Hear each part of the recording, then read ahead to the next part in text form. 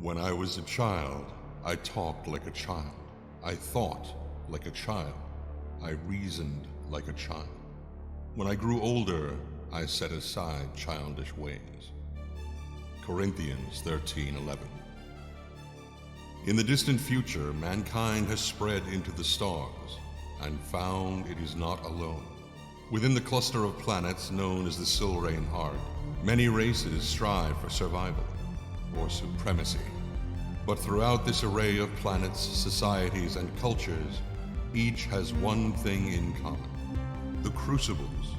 Scattered throughout the galaxy, each moon-sized structure contains a core of raw sorium, a form of mysterious energy used to power ships, cities, and sometimes the warping of the fabric of reality itself. Beings who can do this have been given a name: Espers. The power of God has been granted to God's children. It is a time of terror. It is a time of wonder. It is the time of Esper Genesis.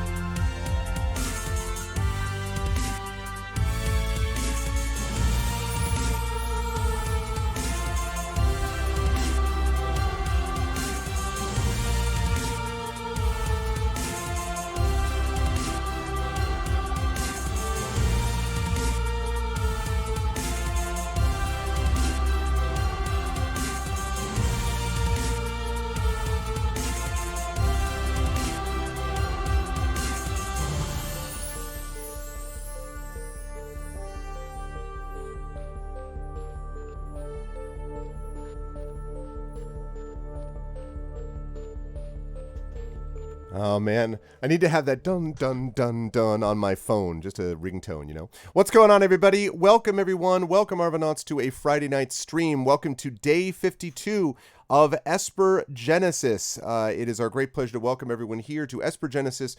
Altai Media Presents is the portion of the adventure that we are in, and this is sponsored, as always, by Alligator Alley Entertainment.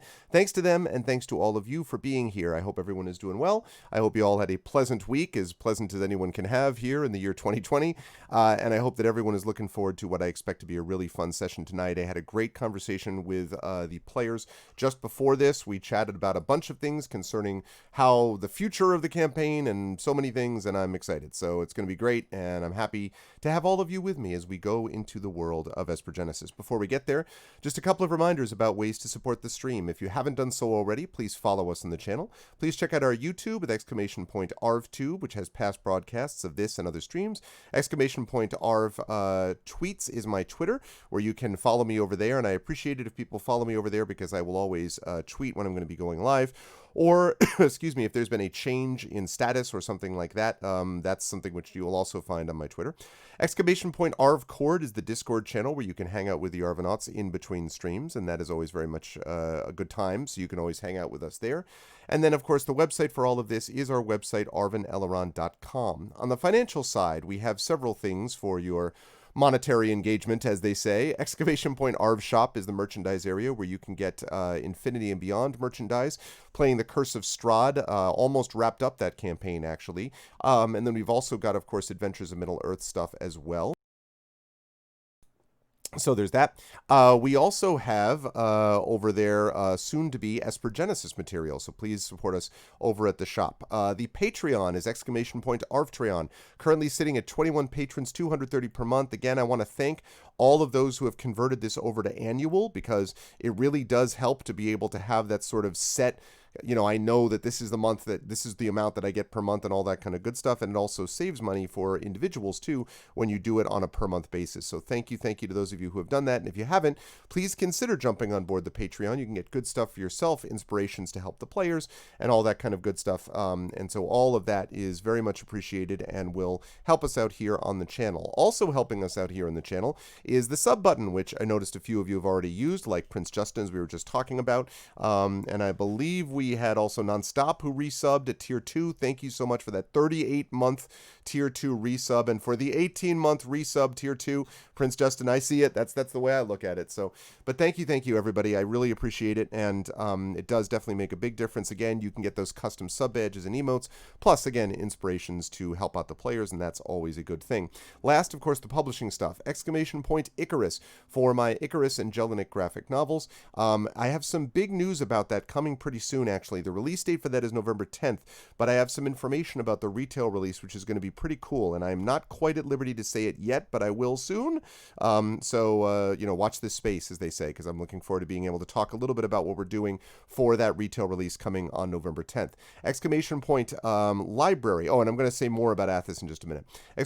Library is Tales and Tomes from the Forbidden Library, my 5e adventure and source book from the amazing Alligator Alley Entertainment, coming in print very soon. It is literally being shipped to us, so we are very excited to actually get this in our hands. Trust me, I cannot wait to see the print versions of these. So please consider jumping on board. You can get the digital versions right now over at drivethrurpg.com. And then we have Grayshade KS for my Grayshade Kickstarter coming in February. It feels like I keep saying it's next year, and it's like February 2nd, 2021. That's so far away. But it's really not, because the weeks have just been blowing by at a prodigious speed at the same time that we're still in week 120 of March. So it's both the slowest ever and it's also the fastest ever that we're engaged in. But regardless, Grayshade KS for more details about that Kickstarter releasing February 2nd on 2021. And then, of course, BLM, Black Lives Matter. We've been talking a lot about the significance of this. It continues to be true, and we want you to go over there and support in any way that you possibly can by the educational resources that are available, by spreading the word about the various causes associated with that link there, and also, of course, by donating to organizations that need your help that are associated with that. And in a related topic, Vote Now. If any of you have had a chance to watch some of the political things going on in this country over the last week, you will know how important it is to vote now. Some of the register to vote deadlines passed today, but there are many of them that are still outstanding. So if you haven't registered to vote, make a plan to do it. And either way, even if you are registered to vote, make a plan in terms of how you're going to do it. Vote early if you can, vote in person if you can, vote by mail if you have to, but certainly do so voting one way or the other, and make sure that you leave time and buffer and space for yourself. Vote Now has stuff about that. Now, the last thing that I want to mention, I'm going to hold on to mostly here. I'm going to get rid of that, and I'm going to turn on, Nope, I'm going to get rid of that first, and then I'm going to turn on that. What's going on, everyone? Good to see you all. Welcome, welcome.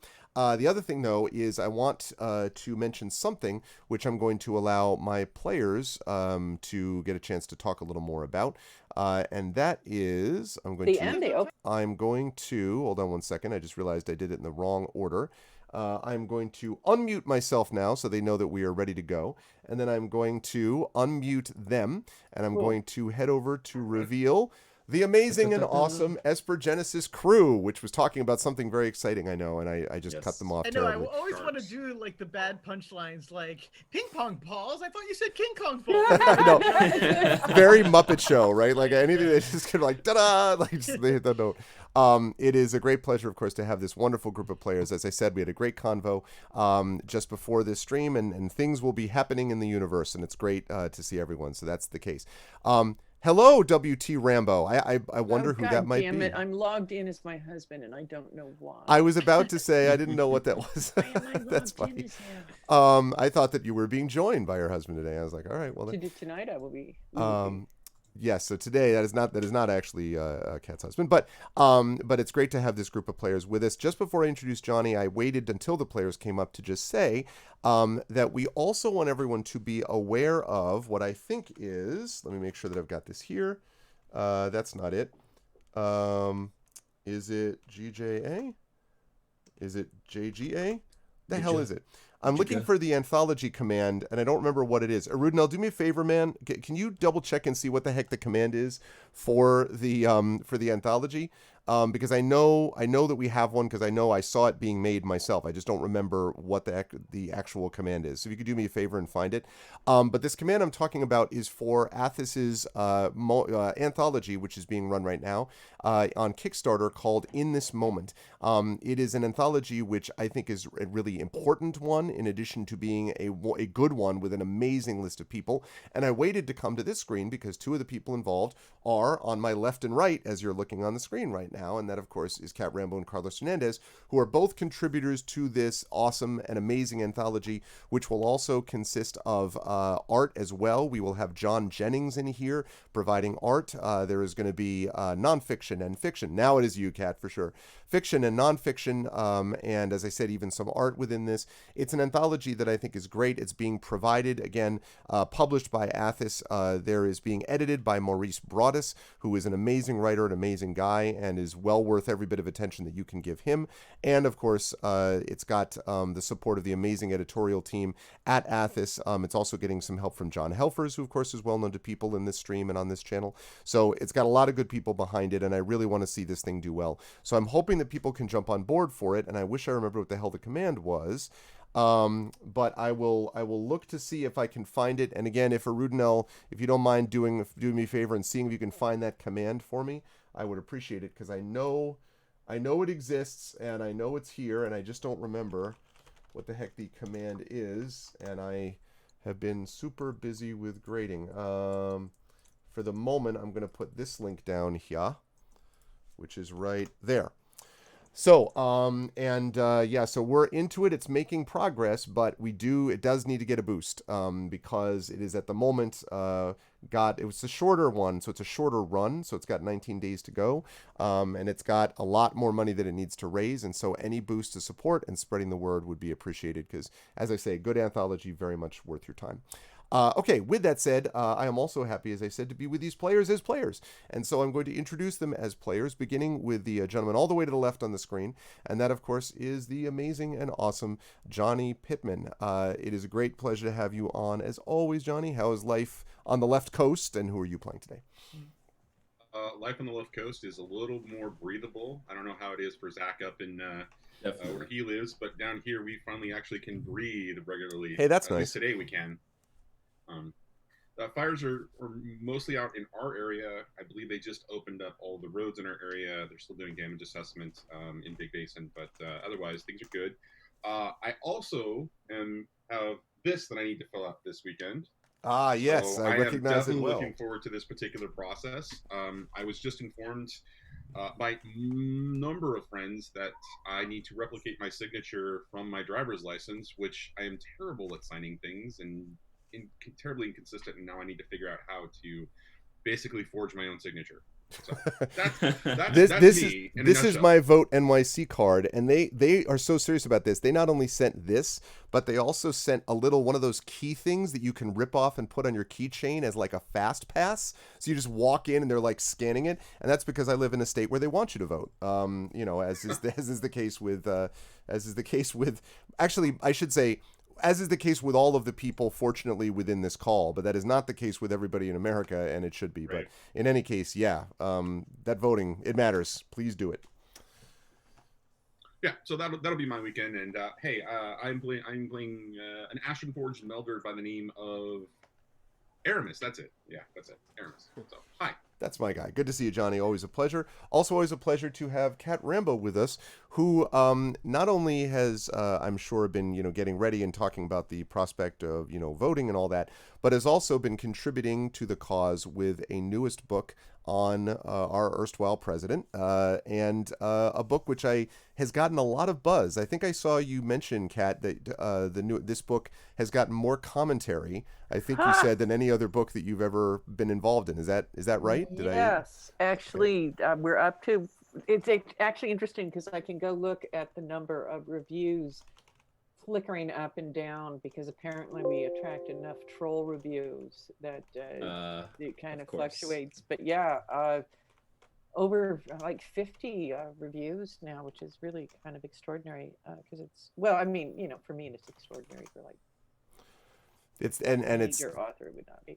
Yeah, absolutely. I have been impressed with what I've seen of it so far. It's good. I'm glad. Who are you playing, Kat? I am playing Petrus Sinus, a ashen-forged sentinel with a very large hammer and a mysterious affinity for machines. Indeed. And I am excited for us to continue to explore that as time goes on. Always a pleasure to have Kat with us. Also always a pleasure to have, of course, Carlos Hernandez with us. Carlos and I have confirmed that he's not really tired. I mean, it's not like he's been super busy every second of every day. Everything's just fine. And thanks. How are you? That's not the case, actually. Carlos is super busy. Carlos, how busy are you, and who are you playing today? I am so busy. Ping pong balls. I thought you. No, I'm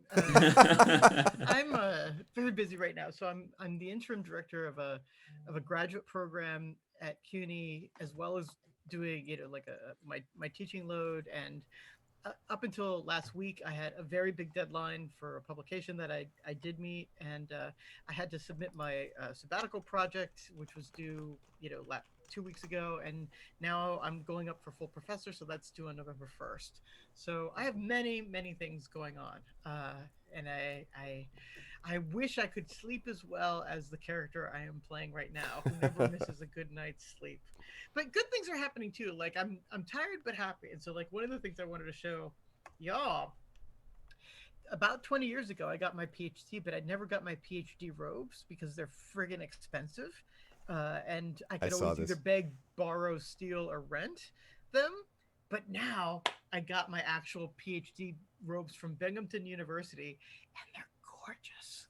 Oh my God. Like, I might just be teaching in these from now on for the rest of the semester. I'm just going to come in and Zoom and be like, I am your professor. Behold my robes. Before they even see you, you're just off camera going, da, da, da, da, da, da. Every day's commencement in my classroom. Yes. So, and they do look good. yeah. I loved always the people who are just kind of like, well, you don't actually make people stand on ceremony. I'm like, are you kidding me? You know how hard I worked on the damn right Exactly. They stand on ceremony. You call me Dr. Totally Wilson Dr. if you're Evil, a student. right? Yes, absolutely right. You I just take, spent 6 freaking years in graduate school for you to call respect me Mr. the Evil. robe, mother. Like, I mean, come on, man. Jeez. So I also want to just tell people that I am the guest of honor at the Ozark Book Festival, what they're calling Escapetopia, and that's for next week. And it's kind of like a low key con that I'm really kind of like, the more I learn about it, the more I'm kind of like pleased with it. I have like a recorded reading that I'm going to be giving. I'm going to be on a panel. There are going to be games at night and stuff. So take a look at it, see if it's something that you might want to do. That's good stuff. Thank you, Carlos. And that is going to be. Are there still tickets like available to the public type thing, or like as far as I know there is, because they haven't taken down the link yet, so it's one day. It's October 24th, so cool. It's not a long thing or whatever, just it's all day that day, like 10 to 8, but yeah, that's awesome. No, that's really cool. I am one of the nicest things about this, maybe one of the only nice things about what we're dealing with now is it does feel like you can get things like this where it's possible to be, like I think Kat said before, that you can be at 2 different cons within a same weekend or whatever, and like that's something anyway that comes out of this. But very cool. I look forward to seeing more about that. Always a pleasure, Carlos. Thank you. And last but certainly not least, I'd like you to meet his name is Joe Clay. This is Zach's brother, and Joe, it's great that you've come in for Zach here. Because this is actually not Joe. It's actually Zach Clay, who looks very different than before. No. Zach, I'm glad that you got new glasses. I'm glad that's how that went down. Yep. And new sweater. So tell us about the new look, and also how you're doing and who you're playing. What's funny is Joe was my grandpa's name, who was very smitten with me when I was a child. Oh. So it's an honor, but I'm not Joe Clay. I am exactly the guy himself, now afroless. Where is my afro? It's tumbling through the United States like a tumbleweed and off to its next destination to afro some other lucky patron. Because that's how it works. So it's like Dumbo's feather. It just like goes to different people and provides them its power. Or and then, like, almost, there's also a little like Horton Hears the Who element in there too, that I never really shared. But anyway, I'm doing good. Had a birthday recently, and happy birthday! Officially 47 years old, and Don't look a day over 59. I was gonna say. Oh, man. So yeah, keeping up, doing good things. Like Johnny said, up here where I am, kind of northeast of San Francisco, it's been the clearest day it's been in weeks. So I took a nice long walk, felt good. It's all about simple things. So today on Esper Genesis, I will be playing Cosmoritis, or Cos, or Starboy. We still remember you, Zarina. And he is a Bellare hunter / specialist with a very big sniper, kind of like Petra's very big hammer. I was going to say everyone's ripping off Petra now. It's like with a very large sniper. Well, I too have a large construct mine that I cannot be built. converted into a cheese tray, so that's Petra true. has that over me. It does not double as a cheese tray. Yeah. Very good stuff. I'm excited to have the crew on board. With no further ado, let us get into it. I'm going to fire up a little bit of some music here. Let's get some Dome Cine Setter going on. Let's get some Outpost 31 going on, in case you're all curious about the music that we're actually every hearing. time. Gotta pull up the buffet. I gotta. It's important that we sort of let people know what the deal is. Outpost 31, and of course, we wouldn't be anywhere without some Forbidden Galaxy. There we go. All right. So the last couple of sessions have been, we might say, active. Let's put it that way. As the party has found themselves, the crew has found themselves on the Bastion, the space station that offers many things to many different kinds of people. In the case of the crew, they came there in part on a tip that had been sent to them through a variety of factors, through other characters that had given them suggestions, characters like Aricia Angel, who had sent through a former contact of Aramis's, Medici, that these people were going to, thank you, Zach, for the host. I just realized I was covering over our faces, and that should not be the case. Had been, as they had been working through this, the party had gotten these tips about where they could find information about the Long Winter, the second strand of which they are trying to track down to destroy once and for all, and to strike a grievous blow in so doing against two things: the rogue portion of the Zephyr Corporation and the Shadow Technocracy, a strange, shadowy criminal organization which has been sort of coming in and out of the crew's lives, or maybe it's the other way around, for a very long period of time. And so the crew decided to go there and gather some information. A bunch of stuff went down. They saved Bliss Larkham, a sim real star, from almost certain destruction or complete nanobot control, and saved thousands of people in the Bastion from suffering the same fate. But just as the party was settling down to enjoy some well-deserved R&R and to kind of, get a sense of where things were going, several things happened. Sleepwell's sister, Lamoki, showed up and decided to give Sleepwell kind of a little blast from the past about what the family has been doing. I'm sorry, I just have to correct you right here. You mess it up every time, man. Lamal- Come on, Lamal- Lamalkai. Lamalkai. Remember Cobra Kai, Kendrick Lamalkai. Lamar. How could you forget? Do you know why this is happening? It's because in Curse of Strahd there is a town that is spelled Vallaki, which for some reason is not pronounced Valakai, it's pronounced Valaki. So I'm thinking of Lamoki, and it's like, no, that's Lamalkai. Like, ugh. If y'all could just get together and figure out how to pronounce one thing, that would be great. No, sorry, Lamalkai. So I'm just Lamalkai. kidding. I'm just told. No. It's no. The name is the name. I should not be, if you all called me Avrin Ella-O, I wouldn't like it either. So it's my bad. Avrinella. Avrin Ella-O. Hello, Hello. The O. N is silent. I was once, my real name, of course, is Greg, and I was once called by someone Rig. And I'm like, from the last Starfighter? How do you mispronounce Greg? Rig like, Wilson. I understand that. Yeah. That's I a good understand name. Craig, but Rig? Like, what? Anyway. Yeah. So, That's your Star Wars name. that's my Star Wars name. Wilson. Yeah, exactly. So, the party, just as they were settling into things, found that although Bliss Larkham had allegedly been saved, it was not apparently for long, because Bliss Larkham had been kidnapped, and her manager ended up being killed while still in custody. And so the party fell under suspicion for having done all of this, and in fact would have been under arrest were it not for the fact that a security officer, Aldon Hyul, who is a Kesh security chief, basically didn't believe that they were responsible for it and said, listen, I'm going to try to figure out a way to give you folks the time you need to clear your name, and suggested that they go meet someone who was a Fel Amrik, a smuggler that they could find in Lower Port 9. The party, after a couple of fast-thinking moments and careful use of constructs from Sleepwell, managed to escape their apartment where they were under guard, managed to get, with a little bit more fast-thinking, onto the elevator which brought them down to Lower Port 9, and in our last session spent their time mostly talking to Fel Amrik, the smuggler himself. Fel Amrik was, to put it mildly, not totally taken on board by the rest of the crew immediately. They viewed him as suspicious, they did not know why he was giving them the information that he did, and the only thing that they had really to go on is the fact that they knew that Fel Amrik was the brother of Alden Hyul, the Kesh security chief, and that he was the original talent scout and manager of no less than Bliss Larkham.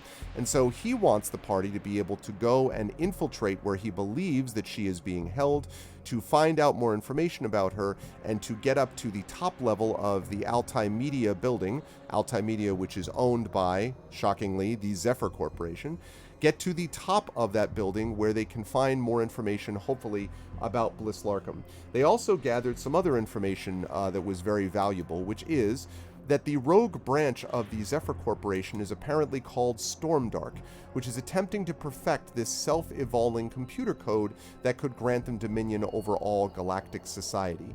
And both Arisa Angel and Abraxas, the one who had given them this information to begin with, these hackers that they know from Pelseros, the station that the crew has previously spent time on, meant that they had some kind of a lead. After giving them some information and giving them devices that would allow them to pass security, they agreed to this after putting Fel Amrik through a big interrogation and a zone of truth on top of it, and ended up heading to the building where Altai Media is to be found in the hopes that they could track down information. And so, as I hand things back over to the party is in the robot-powered taxi. It is automatically powered, and the taxi is currently on its way to the Zephyr corporate building where Altai Media is held. And so you have a few minutes while you're on their way to that to chat with each other about anything or everything before the taxi arrives. And so I'm going to hand it back over to the party. What would you like to do? It's a nice view, huh? What is the view? So far, the taxi was starting obviously at the lower levels, but as you've been going along, it is continually making turns and adjustments up into the flow of traffic. The sort of surrounding hover car traffic, once you get out of the corridors where you were talking to Fel Amrik, is very much like if you think of the Attack of the Clones, you know, where there's the part where they're in the city. It's very at the beginning of the movie, and there's all these cars basically driving back and forth almost in like sort of lanes, but they're three-dimensional as well as, you know, like vertical as well as horizontal. So it's very much like that. So the taxi is piloting at regular intervals to sort of jump up to different places. Almost all hover cars on the Bastion, incidentally, are run automatically. They are run by drone because there's far too many of them and the tracks are far too complex to rely on organic intervention. But there are some that have organic drivers, some of which are legal, some of which are not. from what you can tell, this one seems to be completely robot drone powered. And so it's making its way up out of the corridors and up out of the place through the hover cars. And so you're beginning to ascend again into the higher, less seedy areas, I guess you might say, of the bastion. So a lot of buildings around you, sort of high rises as you get higher and higher in the sky. So, there are 5 of us here. Just to remind you, I do still have my clone with us. Was there a chip for my clone? They did not give your clone a chip. Since your clone was a construct, perhaps they didn't think it was necessary. This is mostly to get organics through, but no, there was not a chip that was provided for your clone. Okay, just wanted. So, I'm kind of like scratching and fussing at this thing because, growing up Valna, no matter how much I love technology, there's something about getting it under your skin that's just like it's a little against itchy. Yeah. So I'm just kind of like fussing at it and stuff. Like, I really cannot wait to get this thing out of my body. It's definitely a little itchy. So, did we cover last time, like, how does the chip work with Kaz? Yes. Parts of Kaz's suit are kind of this thin, almost carbon fiber mesh type material. Not all of his suit is this hard, cold metal. Some parts of his arm are exposed matte black carbon fiber material, almost skin-like, so that it basically kind of swallowed the chip, I guess, like inserting it into a computer in a way, maybe. I don't know. I think that sounds right. Just curious more than... Yeah.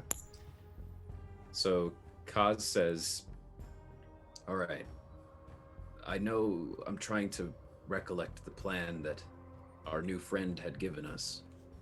He said something about us getting to the 80th floor of the bastion in order to reach a passageway that would take us to the 79th floor, which is where we can find Bliss Larkham, I think. That was one way. So either we come from the top down, or we try to infiltrate by smooth talking our way in, or we try to find some tunnels underground or something and try to, I don't know, use vents or something. Details were fuzzy. When Amrik was telling us about this, was he saying that Bliss Larkham this is where Bliss Larkham is being held? That's his. He said that was his guess. That there's something that there is information that's being held in that 79th floor, which is among the most sort of secure, that Altai Media possesses. And that the best guess, because his information is that it has just recently been, that floor has just recently had new occupation, from something. And so he's basically putting 2 and 2 together. That's his basic information that he has. Also, one note, the 80th floor is of the building itself. So the theory was you could, if you wish, try to infiltrate the top of this building. Not so much like a set of passages, but like the actual top of the skyscraper, basically, if you wanted to do that. Or, as Sleepo just said, many other options that are available to you.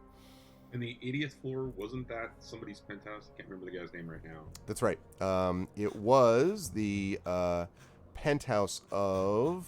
Let me double check another name that I forgot.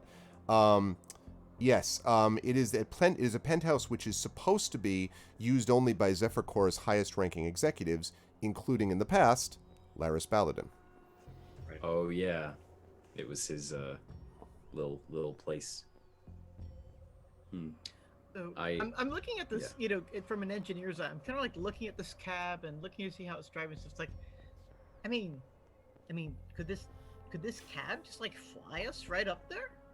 Do you think we could hack the thing and it could just ram it? Do we know where is the cab programmed to take us now? To the outside of the building, supposedly. And there's a space where they can drop people off, where taxis periodically go and drop people off. But as far as that, I mean, you could certainly try to do that. There are the only thing I will note is that you do know that because there is always the question, this is one of the reasons that they don't have organics mostly piloting these things, is because they don't want someone deciding like time to go off the rails and like start driving it, right into the sides of buildings. But there are lots of people who are capable and have, found themselves able to hack things before, and certainly Sleepwell is not averse to hacking things, so that's quite possible. So a different kind of question. I think I remember you saying this thing was invisible, right? Like right at the end, did it turn invisible? And Right. so like we are in stealth mode right That's now? right. At the moment you were in sort of a cloaked condition. From what you can tell, although of course in the inside, like from your perspective inside, you're not cloaked in there, right? Right, It's just but we walked into basically a taxi going invisible. Right. Yeah. So, I mean, so I turn. It's like, I'm just turning. It's like, just trying to like, thing right into the thing and do the thing. Did we get any kind of before I answer that question? Did we get any kind of like schematics or any other type of like detailed information about, like, for example, I would expect, since this is a business building, it's a commercial building of some kind, and that there is a penthouse on the 80th floor, the 79th floor, or whatever, where there, where executives will come in or whatever. Mhm. I'm imagining like there's the equivalent of a helipad on top of this thing. There's a landing pad specifically there. We've got flying taxis. I'm imagining a flying limo or a flying tank of some kind landing on top of that thing and just unloading VIPs rather than them having to go through like the front floor. Yeah, go from the first floor. Exactly. So did we get some information specifically about that? So the information that you know about that is that the 80th floor, so I think again the 79th floor is usually only accessible from the 80th floor penthouse. So there's no elevator. This is one of the reasons about the security. Like there's no elevator that goes up to floor 79.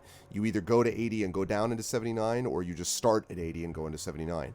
There is indeed, from your understanding of the way that Felomric described it, there is a helipad at the top. The only concern there is that always has, as you might expect, security and apparatus and stuff like that that make sure that no unauthorized personnel is just showing up on the helipad, because you will not be invisible when you get out of the taxi, right?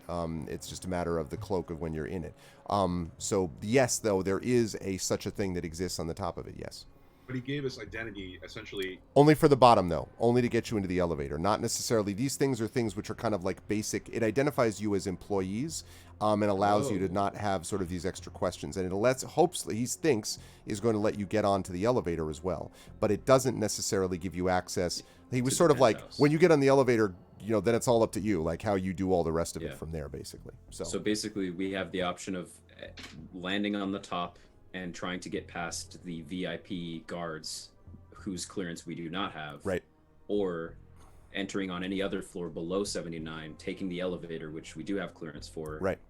Trying to go up to 80, which we don't have clearance for, and then down to 79. That's basically it. Also, there's multiple ways to get into that first floor, too, if you choose to go in that way. Okay. Right, and to clarify, Abraxas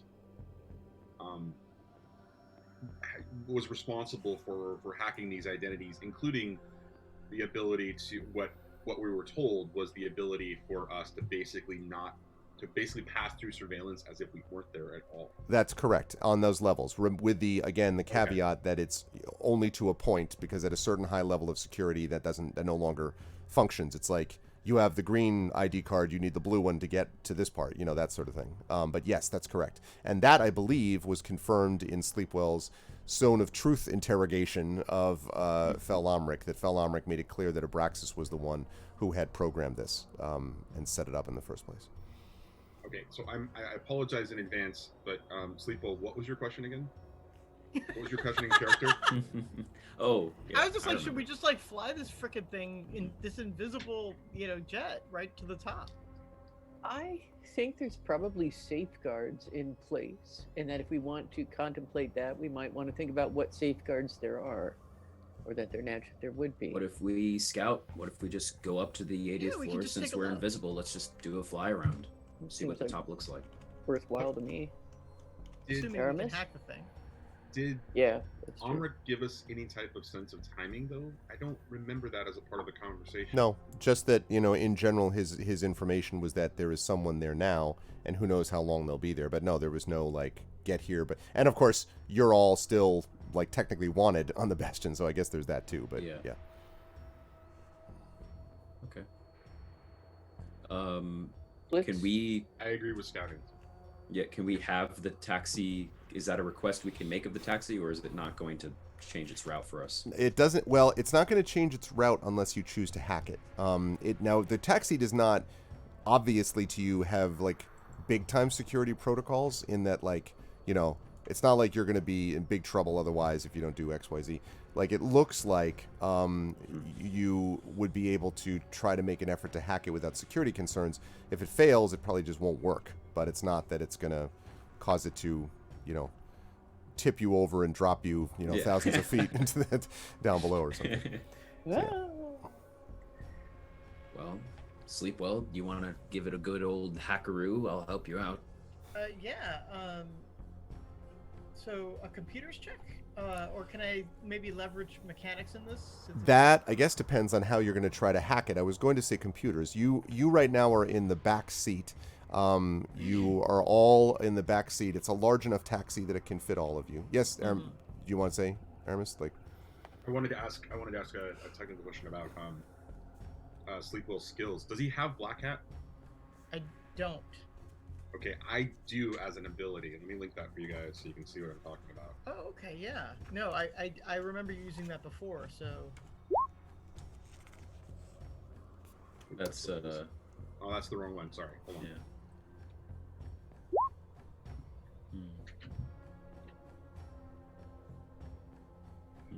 Can I jump in and use this and then have, Sleepwell kind of like support me for either, +2 or at advantage? what's the rank that you're using this at? I can use it up to rank 4 at this point. So Okay. Because I was going to say, because you wouldn't be able to do this with just rank 1 or 2. If you try it at rank 3, then yes, I would say so. Probably. So just to be clear, you want to be able to take over control of the taxi, right? And then direct it to fly around the top? Is that what I'm understanding? Well, we want to gain control of the taxi so that we can tell it what to do. Okay. Yes, exactly. Okay. So what I will say is that these are probably 2 separate checks. You will be able to first determine if you can, like, get control of it. Then the question is, what can you tell it to do? So one of those checks would be the getting control of it, first of all. Getting access, like, think of it as opening the door. Then the question is, what can you do with the furniture inside the room that you just opened the door to? And that is something that you would make a second check for. So one way to think of this would be, depending on what Sleepwell wants to do, either, Aramis, you can do your black hat check. If that succeeds, then you would be able to, yeah, because there is a check involved. If that succeeds, you could then give that information to Sleepwell. Sleepwell could then use, depending on what Sleepwell's doing, a mechanical check to improve the second check that you make for the computers, Aramis. Like, I would think of it as you're in the back, right? If you tell them, I've taken over and I'm going to open the, like a mini little window, because there's a clear window that shows you the kind of front seat, very similar to taxis of today, even though there's no driver here. So you could hack it such that, like, you open that window, which then would allow Sleepwell a chance to kind of lean forward and do a mechanics check to take over physically. And that might in turn then allow you to make a second check once he's gotten access to that second panel, to make a second check on the computer. Does that all make sense? So it goes check for you, mechanics check for Sleepwell, and then a computer check for you again, Aramis. Sorry, I beg your pardon. Black hat, mechanics check, and then black hat check again. Or if Sleepwell wasn't done to do anything mechanically, then that's fine too. But that was if you wanted Sleepwell to add mechanical benefits to this. I'm okay however this is going to work in respect to who we think is going to make the best in the check. Aramis would definitely step in to support Sleepwell in this particular situation, but given the fact that I've got Black Hat, I mean, it kind of makes sense for Aramis to do that particular check at least.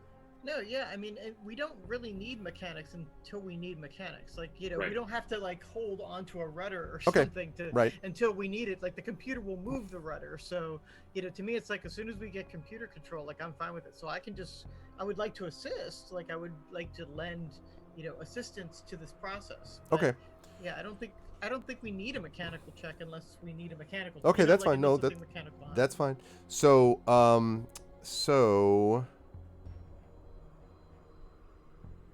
okay, you are going to use you are going to need a mechanical check though, and I'll tell you why. You need to get access to the actual computer system from the back seat. So that's what you're going to need to do. So to change the order, if you can do the mechanical check first successfully, sleep well, then Aramis, you ought to be able to do your black hat check to actually take control of the taxi. That might be a way to look at it. Okay.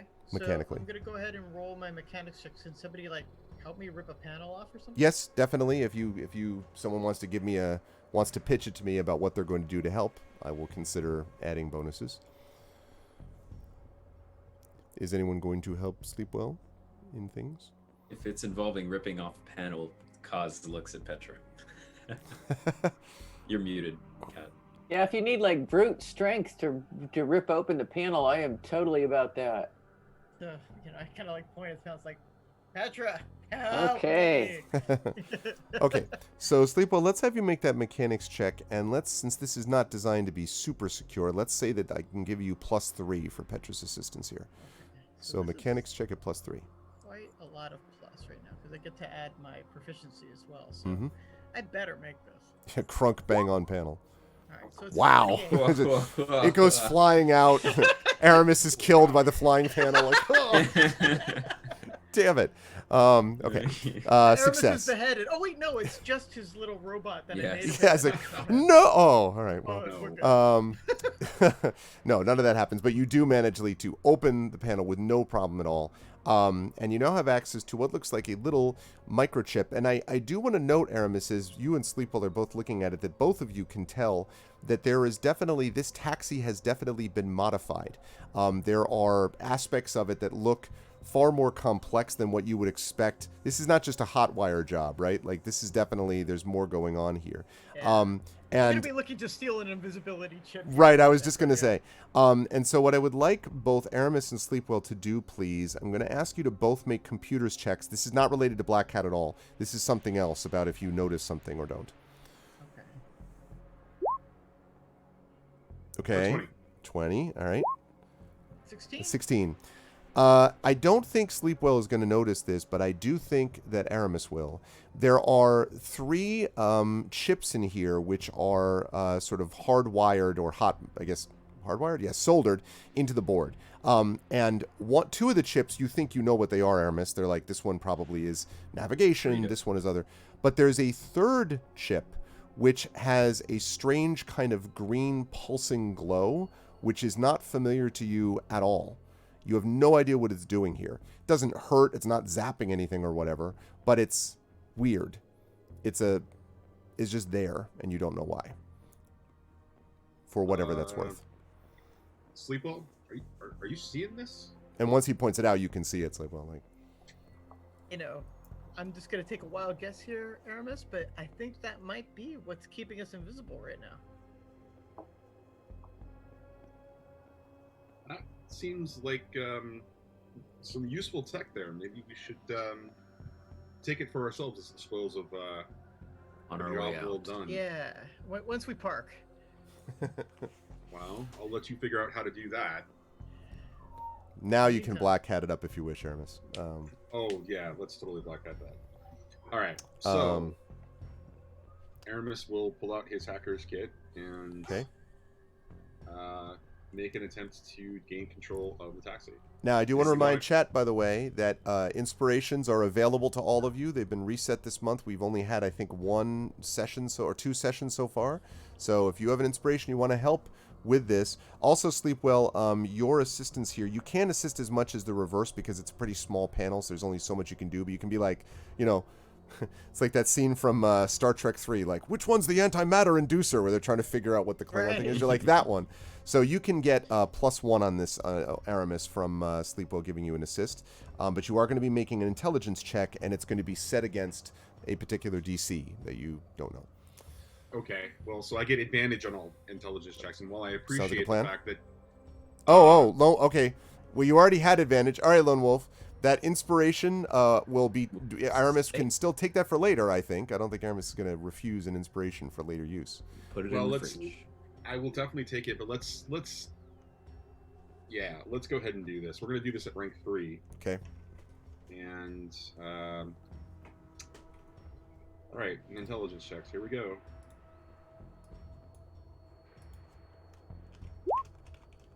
How about a 20? Hey. You fail utterly. No, that's, it's one of those games. There is a Baldur's Gate, in the new Baldur's Gate 3, there is apparently one thing where if you make an intelligence check, bad things happen to you, which is not the way you should do it. They're trying to make a point about how deadly this creature is, but, like, no. If you succeed, that should not mean bad things. But anyway, no, that is not the case. So, yes, you're able to do this, and... as you do it, you can see that the 2 glowing other chips that are supposed to be there, and one of which you're pretty clear is navigation, that one begins to sync and pulse in time as you direct it.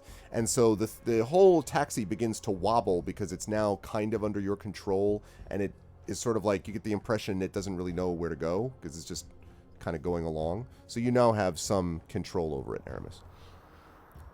Oh, and also, you do have cars above and below you. Just be aware. You have control over it now, but now you have to maneuver through traffic, so to speak. Cool. Wait a minute. Are you saying that we have to make a piloting check here? No, you can make another check if you want to put new instructions into the computer, basically. If you want to say, go to this spot. But if you, because I know you said you wanted to fly it around, that's kind of not so, I mean, you can do it, but it's just, it may... be a little more complicated in terms of what you're putting in computer-wise.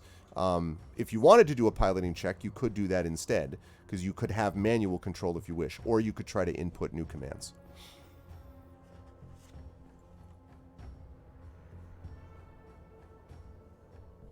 Hey, we could just drive it. Or let's just program it to take us to the 80th floor. We'll start there. Okay. Can you do that, Aramis? You can if you wish. You're muted. Aramis will try. How do you want to do that?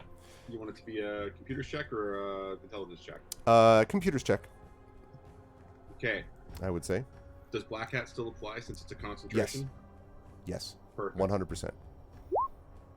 I'll take a 17. That's a save, though. Oh, sorry. Would have been the same. No. That's fine. Still good enough. So you're able to do that. The taxi kind of wobbles, locks back in, and with a rather, kind of steep, pulls a steep climb, pulls into the next lane and then the next, but does so without difficulty, and makes its way up and up and up as you get closer and closer to this building. The building, I should say, I don't know that I have the outside of it. No, I don't. But the building is this very impressive looking, multi-tiered structure of steel and glass. And as you look at it, you can see that there is a there are 3 interlocking letters that you can see on the outside of it, literally on the windows. AM, basically, those interlocking letters for Altai Media that are just on the front of the building as you get closer to it. And as you go higher and higher, kind of spiraling up through various cars, there are fewer and fewer cars up here. And eventually you're in a spot where you're pretty much the only ones there, and you're now heading more or less directly towards what looks like the top of the building. It is flat. There is a flat portion of this, and there is indeed a helipad, or at least a landing pad of some kind, which you can see. But there is already a taxi or a car of some kind on top of the helipad currently. There's only room for one vehicle on the helipad? It Like, looks really like small? it, although, well, No, I shouldn't say that. It's probably you've got room for two, but it definitely doesn't look like it's a usual thing. Like, it looks like it's a pretty good-sized helipad, but it usually looks like there's a central area that you're supposed to land in. You could certainly land it over to the side of that other vehicle, though. But it's just, you should note that there is another vehicle there. You don't see any obvious movement on top of the building or in the vehicle, but you're still a little bit of a distance from it, of course. Well, that seems unusual. It's another taxi, and is there anything? Don't know if it's another taxi. Another vehicle of some kind. And Kaz will say, "Hold up, let's stop our taxi for a second." Mm-hmm. You can do that without a check, Aramis. That's easy. And Kaz will engage his sniper, and he'll look through the scope, and he'll try to get a good look at any activity on the roof, as well as any information he can glean about the car that's parked there. Make a perception check for me. Do it at advantage. Also, I love this visual. Awesome. What can I just say? Thank you. All right. Perception is my strong suit. Oh, goodness. Famous last words. 23. Yeah, look at that flex. Oh my goodness. So there is definitely no one on the roof at the moment. At least nothing that is moving or obvious.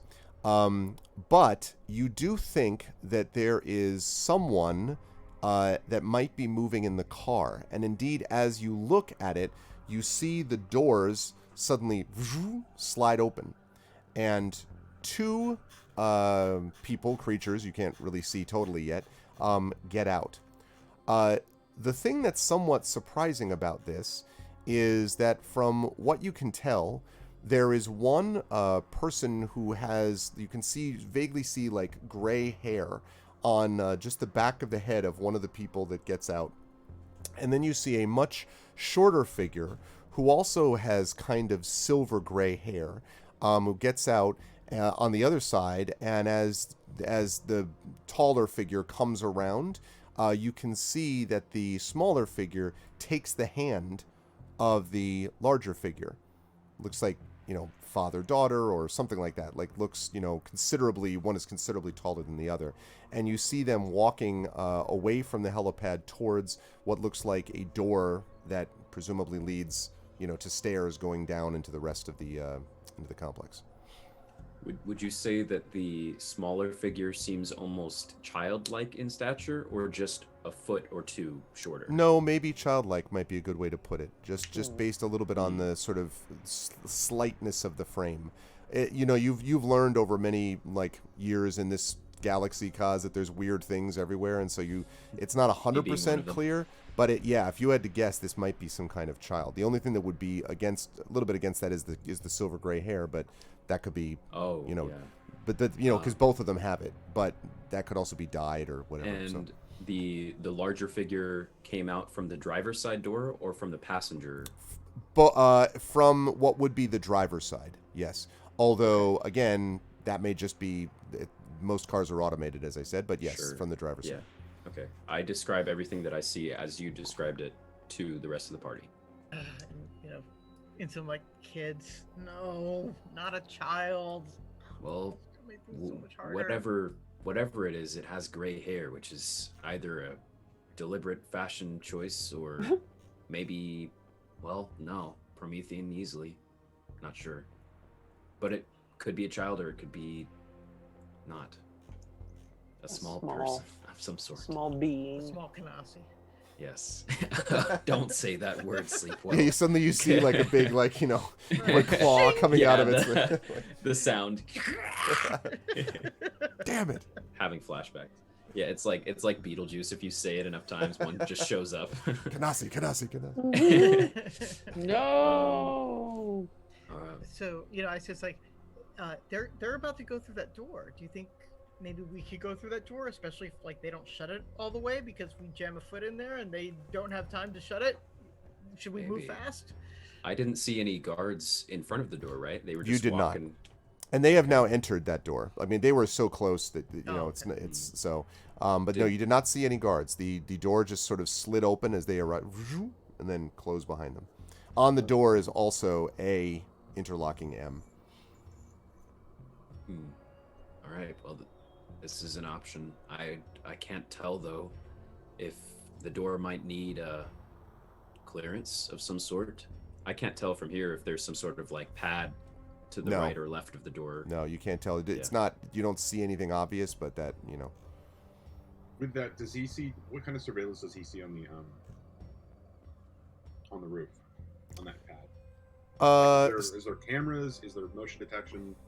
Like, what are we? You know, what are we Other looking cars at? circling. Make a perception check for me. This one is not an advantage, I think. Just a regular perception check, which is still really good for you, obviously. Me? Yes, you, Cool. Kaz. Yes.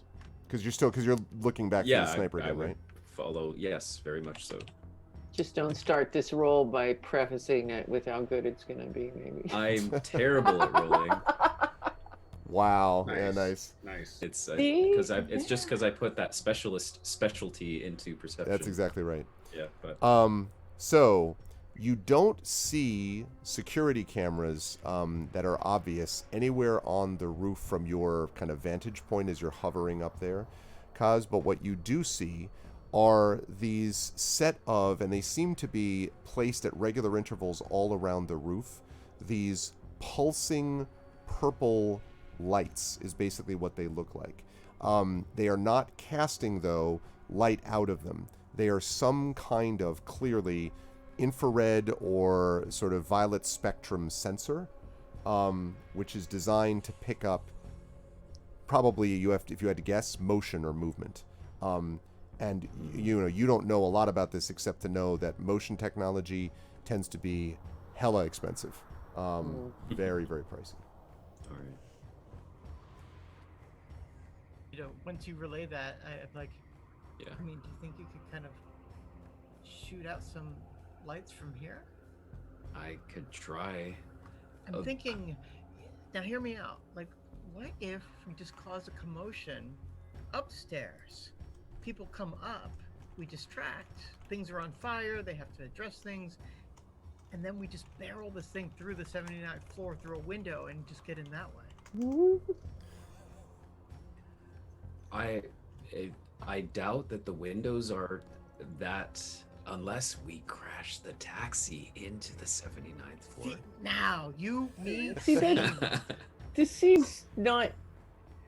So But- you know how there's the word inconspicuous, and then there's like the opposite of Well, okay. inconspicuous? That's something we have to address. Do we want to? I think in the past we have a tendency to do the more conspicuous, stealthy, deceptive route, right? I think if we were to go with our normal MO here, we might enter on one of the normal floors and say, oh, we have our chips, guys. We're totally not the fugitives that you're looking for throughout this entire station. And then go up to the 80th floor and down to the 79th with just trying to be as quiet as possible and blend in.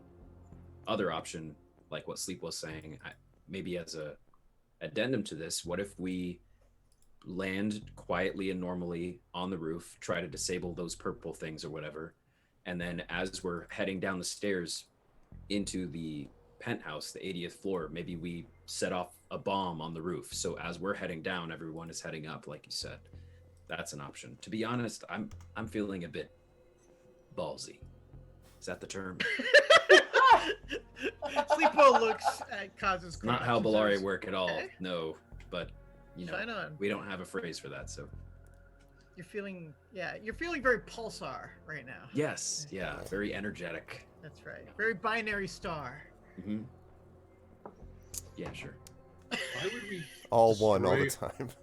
Why would we destroy our only escape if we are going to do it from the 79th or 80th floor? Why would we crash our vehicle? And I mean, Oh, Okay, we're not getting that out of seems like So- a bad idea. Maybe not crash the taxi, or we could take his car. Yeah, I was gonna say we have two cars now that we conceivably could be using right now, and one of them could be our improvised explosive device. Hmm. I mean, I don't even know. I wish that my black hole gun had not been incinerated.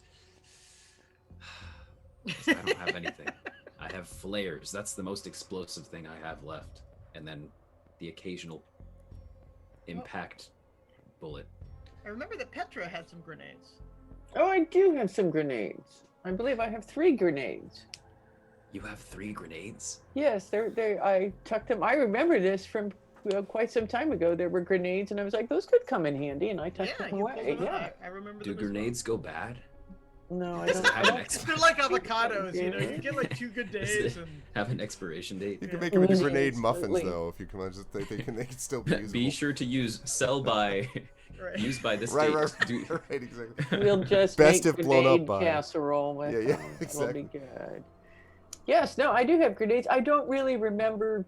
I don't want to say like these were incredibly explosive grenades or anything. I think they're just sort of generic grenades that we found on board a spaceship at one point.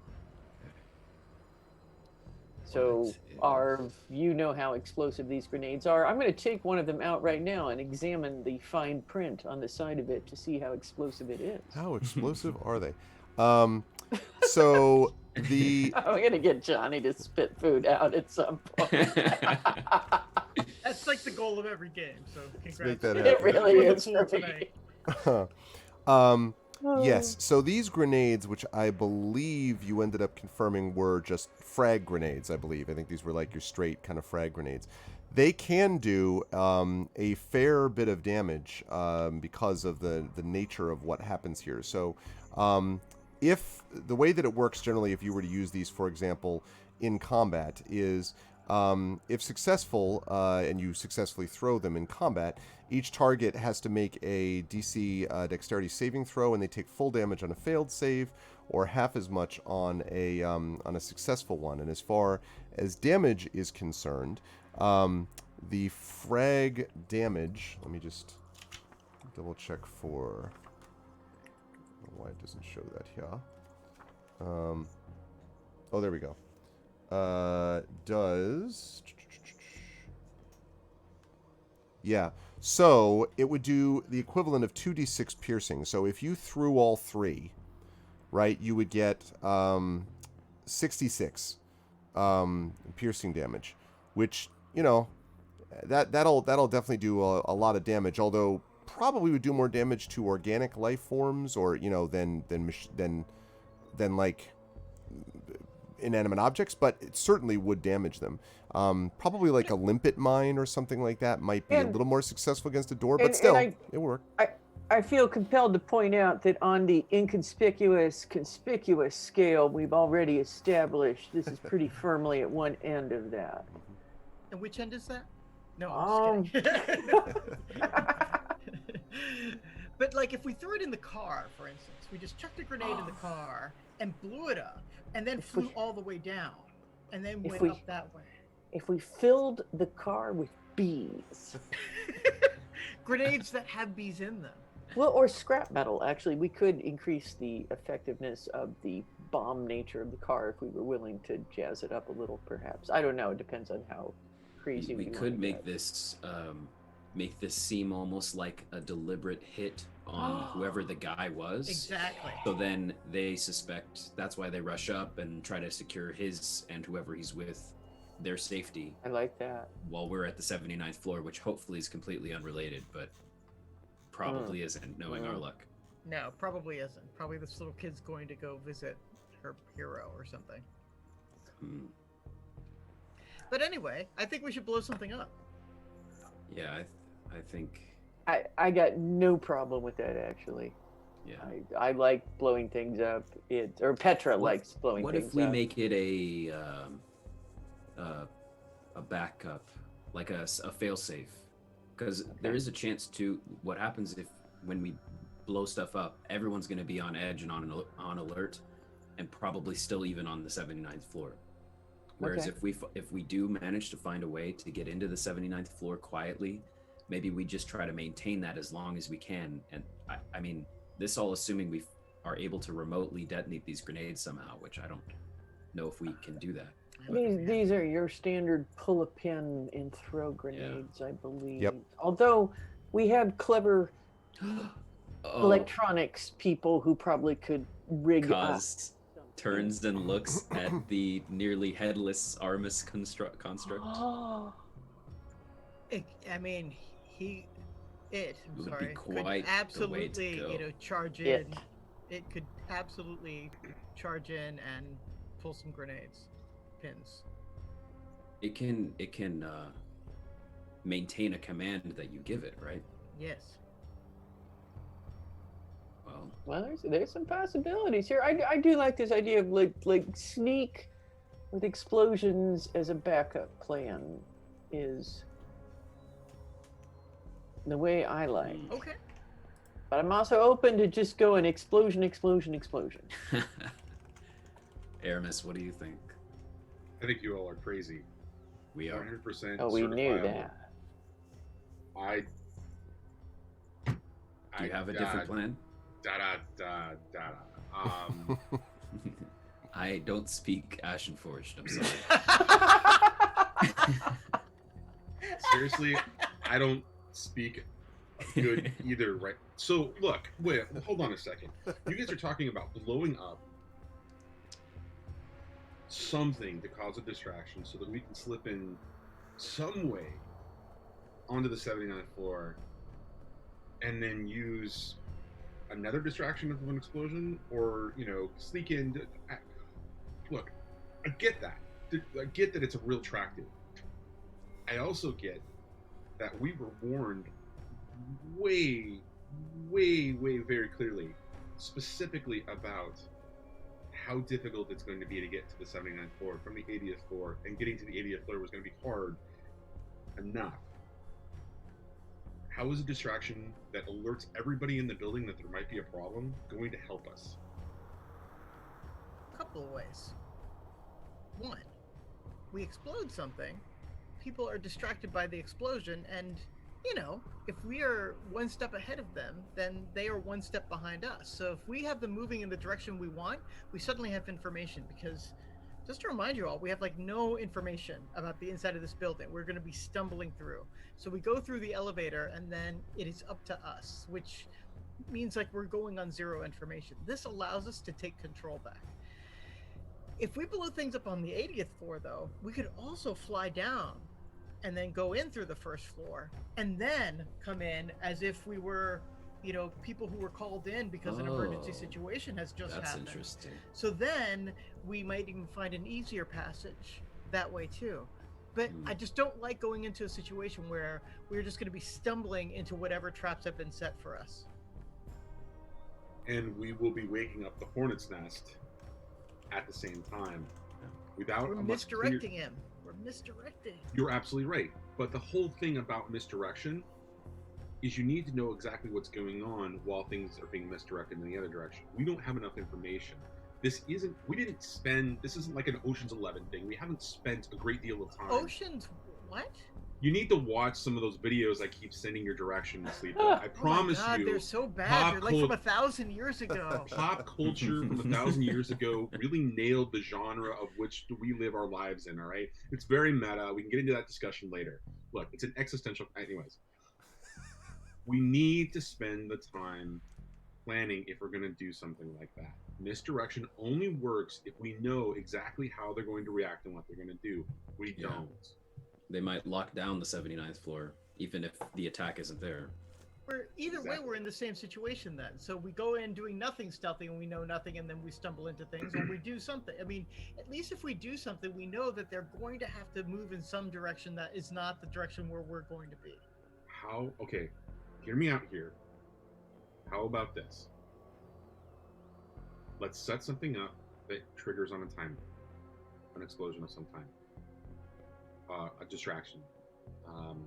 The taxi crashes into the 80th floor. I don't know. But do it on a timer to give us enough time to get inside to assess the situation and make the right decision about what happens when that explosion happens. If we go in blind, we don't know what's going to happen.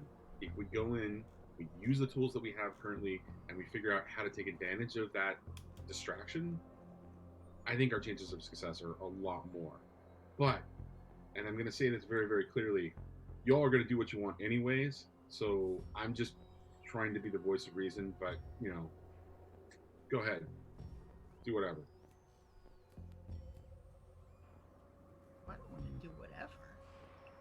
So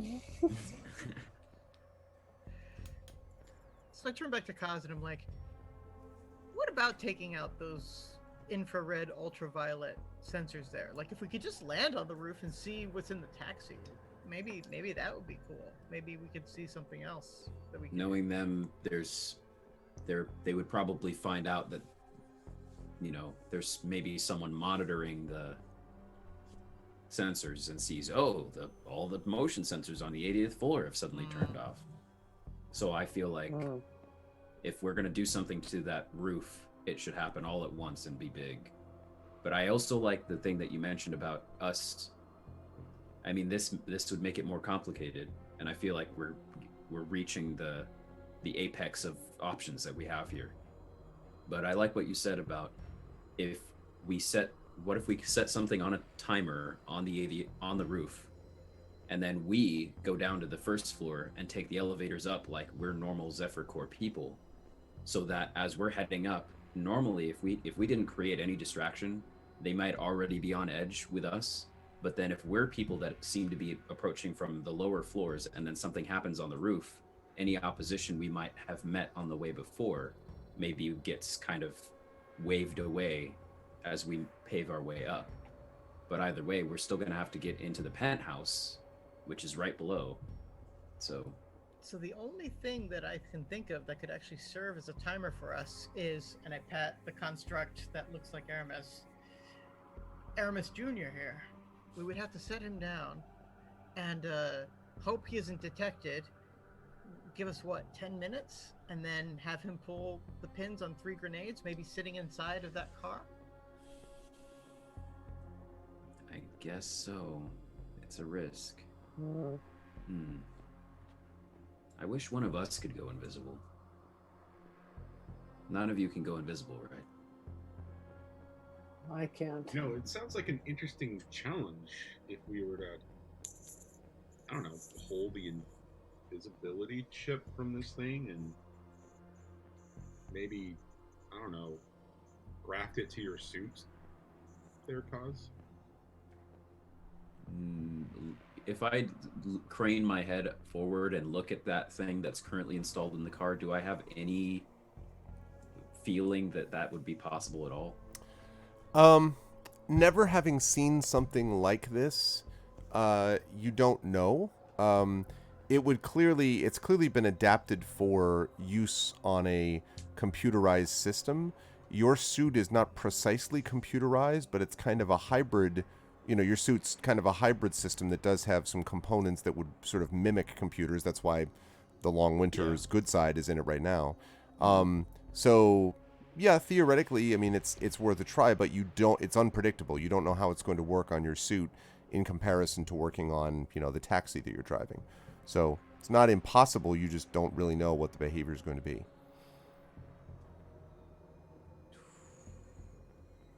Well,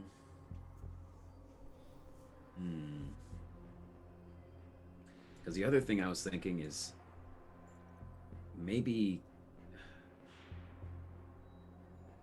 can we get close enough to at least let's maybe drive the taxi close enough just to see if the door will already be a stopping point. Like if the door has a please show your penthouse access card here. I know that's bringing us closer to the roof, but does that sound like a good idea? I also think before we get too close and have any chance of setting off any alarms, we should do a flyby of the 79th floor. Just look in every window and see what we can see, because we're so high up and they don't really get traffic. Maybe we can do a little reconnoitering that way.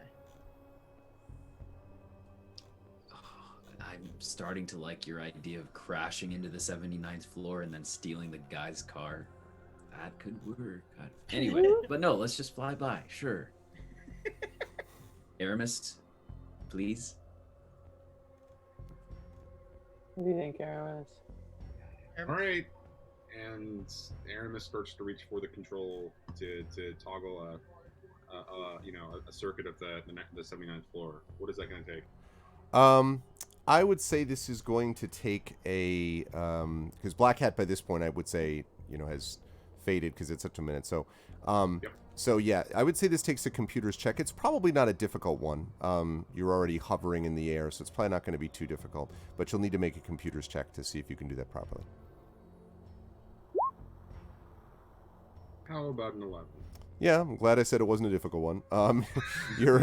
But it wasn't difficult. Yes, you're able to move the car forward, and so you kind of pull up. It kind of jerks forward a little bit, like but then it goes forward. Unfortunately, there's no real traffic up here where you are, and so you sort of get closer and closer. And Kaz, are you looking through your sniper the whole time, like at the door, or like what are you?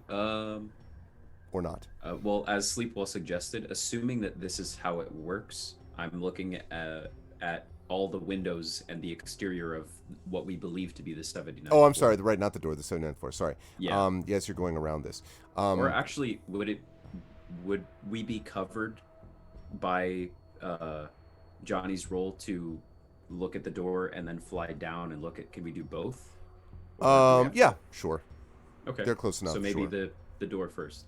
So the door does not seem to have anything very obvious, except there is almost certainly what looks like small versions of those purple lights that I talked about.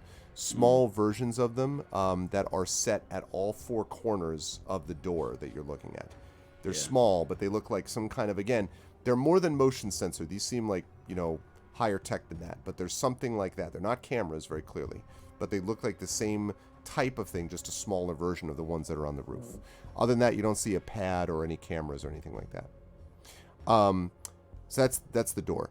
As you're flying down to the 79th floor, you can immediately see that this is the building's way of saying do not touch, because this floor is completely opaque. The windows are reflective here.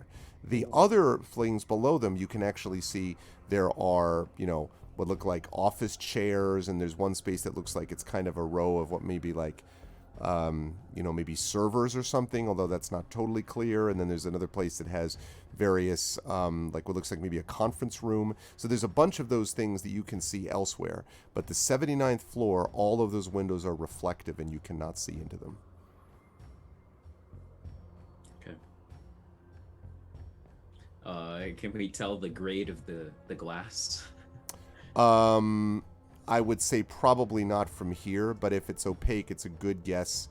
It's probably a pretty good guess that it's pretty strong, but you don't know for sure. We all know that Kaz was a purveyor of glass in his past career. Yes. Oh, yeah. Glassmeritis, I think was your name. Yeah. Back in the time. Indeed. Despite that. Yeah. Level 7 glassmaker. Yeah, Glass exactly. blower. Exactly.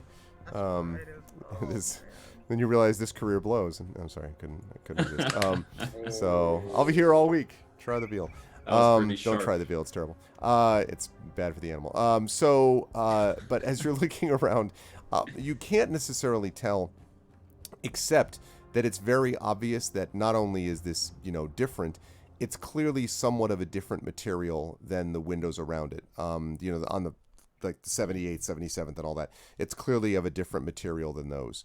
Whether that means that it's thicker, whether it's resistant to something, you don't know, but it's definitely not the same material as the glass below it. Glass below it still does seem like a pretty good quality, thick glass, just, by eye, by just visual, contact. But this stuff above it is definitely a step above that. Well, doesn't seem like they want us to look in there, do they? Other idea, what if the distraction we set, or the explosion we set, or whatever, not on the roof or the 80th floor, which is very close to where we need to be? What if it's on any other floor below the 79th? So then all of the traffic is shifted downward. That might be better. If we, just take a look around and see if there are places that look more accessible. Some employee got sick of the air conditioning and opened a window or something.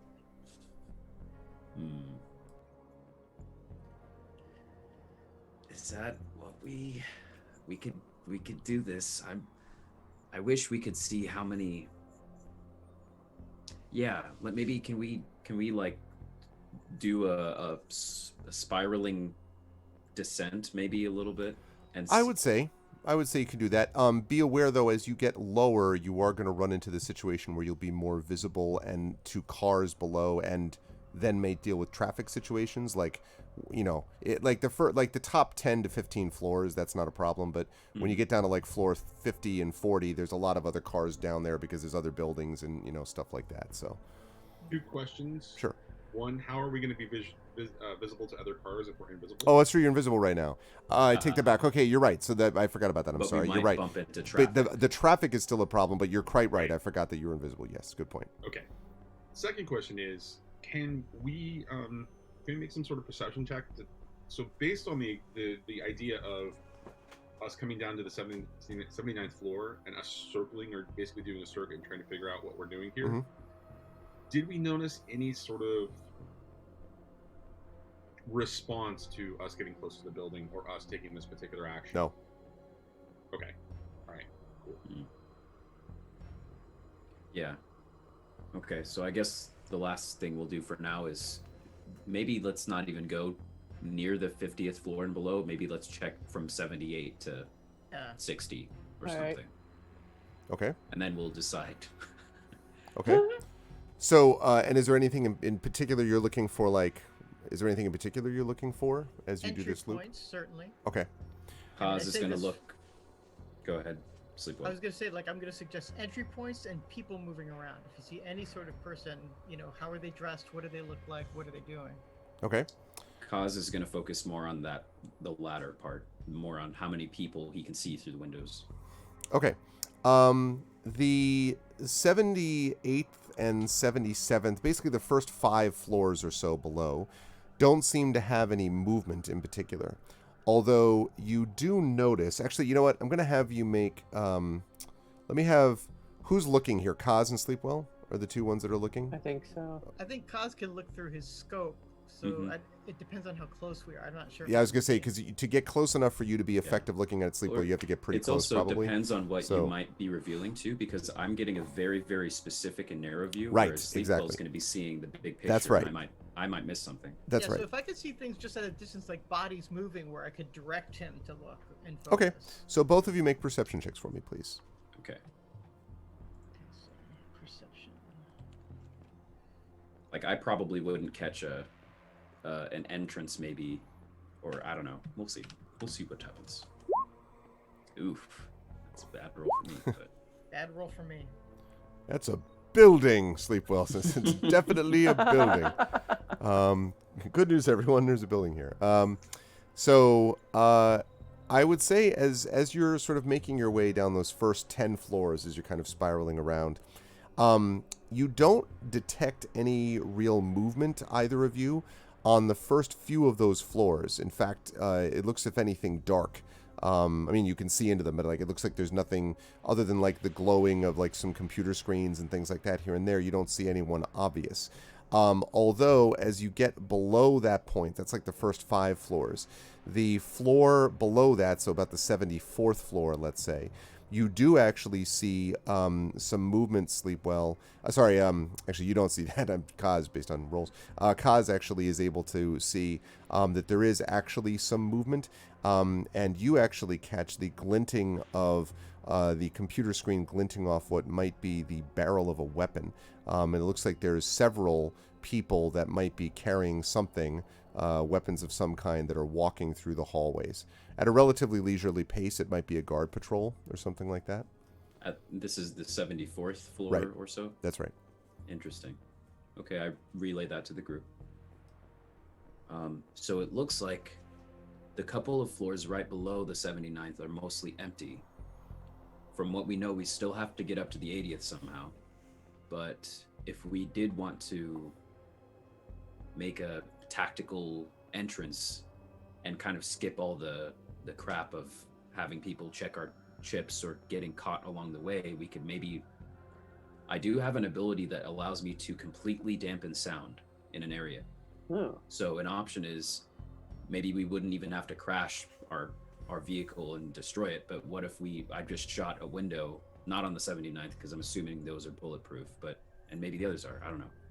But we could make an entrance on, 78, take the elevator up 2 floors, and kind of save us some time. I don't know. Averse to taking a shot at a window. I mean, I can't imagine that they would be able to, basically have sensors on every window that would, somehow alert them. Window 208,341 has been destroyed. Right. Yeah. Exactly. Like, it's just, I don't think it's going to be that precise or that granular. And if we can just kind of like get in and have just like a hover car waiting on a random floor, that seems to me like it could work better, especially since they're probably not expecting very much resistance. They might just have sort of like token guards or whatever, but they're probably not expecting people. They probably think they have their strong points guarded. I think a window entrance is a good idea. Okay. I think we should. Now, I would say I don't have strong opinions. It's just if somebody has a strong opinion, I'll go along with the plan. But I do think we need to pick something soon because we've been kind of circling and going around. And if I were looking out a window, I'd be like, what's that strange taxi cab that keeps... Well, I know we're invisible, but what's that strange distortion in the air that keeps going by? It's a taxi-sized distortion. Yeah. I just feel like the longer we shilly-shally, the longer we run into a case where somebody's going to run across us.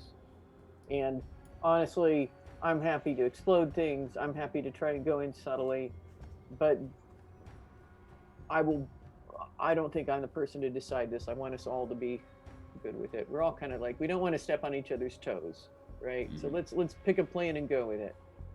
Right? Aramis, what do you say? Pick a plan. Aramis has just rolled a 15 to get the taxi to go off to an incredibly far distance and get a nice, essentially running leap. Oh God. Okay, pushing us directly in onto the 74th floor. I said, and with that, as he's doing this, as the car kind of moves out, he's like, "All right, you're right, Petra. Let's just go ahead and do this. Wait. Now." And the car is going to start heading out. You guys have about 60 seconds. Figure out what we're doing next. So heading out to get set up or heading towards? Like, did you back out to get set up? Okay, so the car's going to a nice place far enough away where we can angle it so we can come back. As the car starts moving away from the 74th floor, I might cast something here. Let me see. Okay. Since you're on a point. Okay. Sure. If this is how this will work. As we're moving away, as long as as Aramis has programmed the taxi to start flying away, while we're still within 120 feet of a window on the 74th floor, Kaz will point out at one of the windows that's right in front of us and cast sound dampener. So it says, for a duration of up to 10 minutes, no sound can be created within or pass through a 20-foot radius sphere centered on a point you choose within range. Yada, yada, yada. Okay. So I will basically just drop that sound dampening Esper field on that window as we then make backup for our running start. I like it. What did you say was the range on the sound dampening? 120 feet is the range to choose the point that it is established in. Okay, I have to think a little bit about whether you were 120 feet away. You were probably more than 120 feet away, so what I would say is if Aramis is able to... Well, no, what I was going to say was if Aramis is willing to just, move the car within that range, you cast the sound dampening and then leave. Because I'm thinking you were a little bit further than 120 feet, probably. That's the way or while we're speeding towards the window, then you cast it? Well, that's even better. Now, are you? If you're going to do this, is your plan to do sound dampen and then you fire to break the window before you arrive at it? So I don't know. Aramis is backing us up. Who knows what we're going to do? Yeah, I think that should be the thing, though. You should shoot the window out before we crash into it. What if... Okay, maybe... Oh, this would be quite the programming overhaul. Because, Aramis, you don't have literal manual control over the taxi right now, do you? I point and click and it goes where I want it to. If you want something else, let's make that happen, because at this point I agree I agree with Petra. We just need to get this done. So maybe let's not crash our car unless the bullets don't work. That'll be the condition. Okay. So let's slowly glide. Or you know what? I know exactly what to do. I'll shoot a bullet from a distance. If that doesn't break the window, then we drive up. Okay. I'll wait until we're far away. Okay, is that good with everyone? Mm-hmm. All right, so the taxi moves out to the space that you sort of set for it, and then kind of gradually pivots. I was tempted to say that unfortunately it had built in its previous thing, so you hear beep, beep, beep. I'm just joking, it doesn't actually do that. So you go to the outside of it. This is outside of assuming range. that I've already cast the sound dampener. I know that we had the plan of, as we were speeding towards it, but I want to cast the sound dampener, having Aramis move us close enough to do that. Okay. Then back up, shoot, and then possibly. Okay, assuming that Aramis is fine with that, I would allow that if that's what you No, want to do. I'm definitely not going to go with that plan at all. Okay, so in that this is an every man for himself. Sorry, every creature for themselves. Every species. being. Yes. Anyways, yes, I'm going to do that. All right. So, yes, you cast that. All right. You back up, do the thing. Okay. And then you're going to start to glide, you said, towards the window? Yeah, just slowly, and before we get on a 100 miles per hour pace at all, Kaz will aim at the side of the building that he's dampened the sound in, and he will take a shot at the window. So the window... the 74th floor. So the visual, just to be clear, the window, you slide down, and so you see this Bellare leaning out of the right side, right, of the passenger side, presumably, you know, with the sniper, like, aimed as the invisible. And so there is this moment where you see outside of this field just the sort of right arm and the gun appear out of nowhere, apparently, just in the air, positioned and sort of aiming at this window. I am going to ask you to make an attack roll, please. To be clear, this is the 78th floor or so, not the one that's filled with people. I thought 74th? Oh, I see. Right, 74 had people on. Right. It. You're going 78 is what you're looking at. Yes. Okay, got it. Got it. Okay, good. Cool. Didn't want that to, but That's fine. yeah, we shoot at it and then. Yes, you headshot the first guard. God damn it. Yes, exactly. Okay. I will make that attack roll.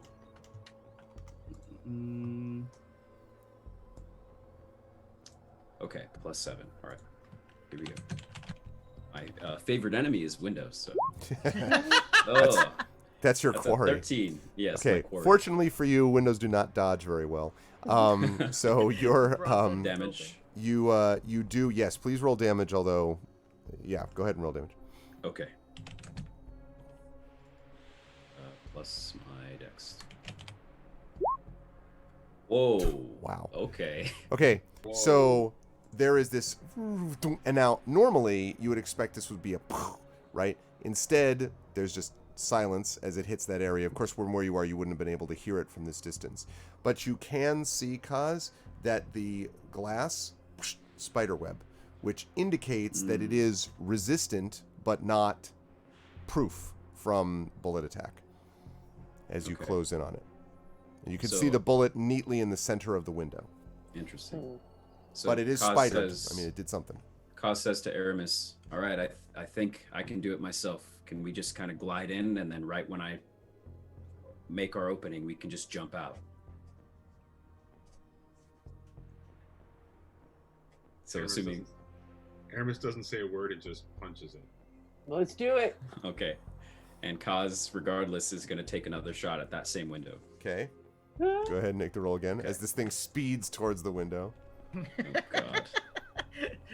we could just park inside. Right. 26. No. Oh, that's funnier. Nice. On my sniper, a 19 is a crit. Okay, so go ahead and roll your numbers there. 18 again, actually, because it would just be max damage. Right, because you did, yeah. So okay, so, yeah. Knock the window unconscious. I actually broke the window in Arv's office. That's what enemies. The fourth wall has been broken. Space You and get a time. bonus action of as summon Mortis wife. reaches. Mhm. No, I think that's Sen. Oh, is it? Okay. I can't tell though. Okay. It's still fun, right? Yeah, I'm pretty sure that's Sen. Appears to be quite a earnest Yes, as discussion. we're about to see. I'm sure she'd just be like, why are these people on the internet discussing my interactions with my father? Probably asking about the This pillows, is right? Why haven't intolerable. you, like, put Okay. pillowcases on? Oh, where are the pillows? What happened Greg, to the how's pillows? the pillow situation? Well, that was just my daughter. The bill situation seems to be okay. That's my daughter telling me that she accidentally read an extra chapter of her, because we're homeschooling. You know, it's me. I'm teaching her. Shockingly, I'm teaching her English and creative writing. Is my that and history are my things.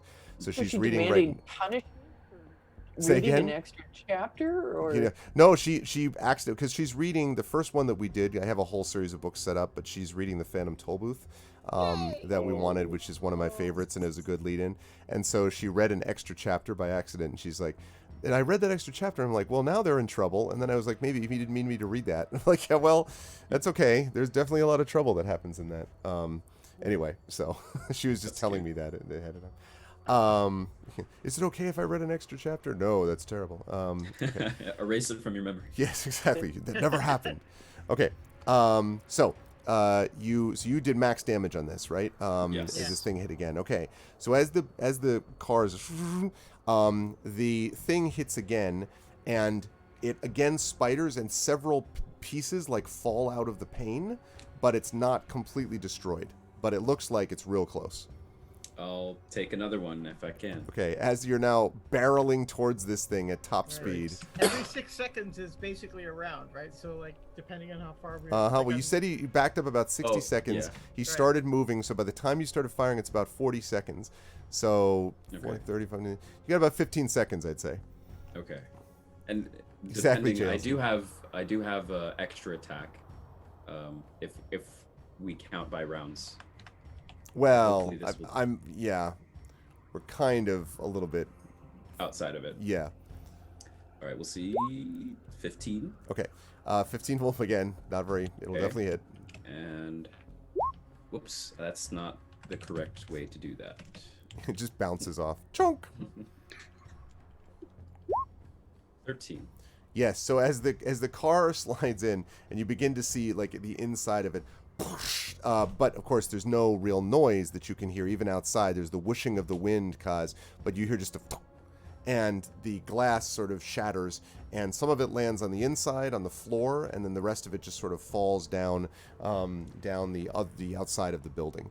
And now there is a big open space that your taxi is barreling towards. At about 10 seconds away. Pulls back the sniper and just looks at Aramis. Says, Aramis, take the wheel. Well, so I got a question for you. Did you see anything in there? I mean, you got a scope. You just opened the whole thing up. What can you see inside? I imagine you can see better than anybody. As he looks back out, what you see is you're about to head into the building. Is what you're. Kaz was just impressed he had broken it open, and then he looks through the scope and sees that we're just Yeah, exactly. It's basically it's the Bantha Raider and the whoa, like right on Yeah, top of yeah, Luke's scope, basically. So yes, you were about to enter in about 5 seconds. You can see there's a lot of what look in here like chairs and desks. In fact, I even have a picture for you, because that's how I roll. And anticipating that someone would try to blow out a window while in a rapidly chasing car. I didn't figure all that out. You see, I'm going to show this on stream here. There we go.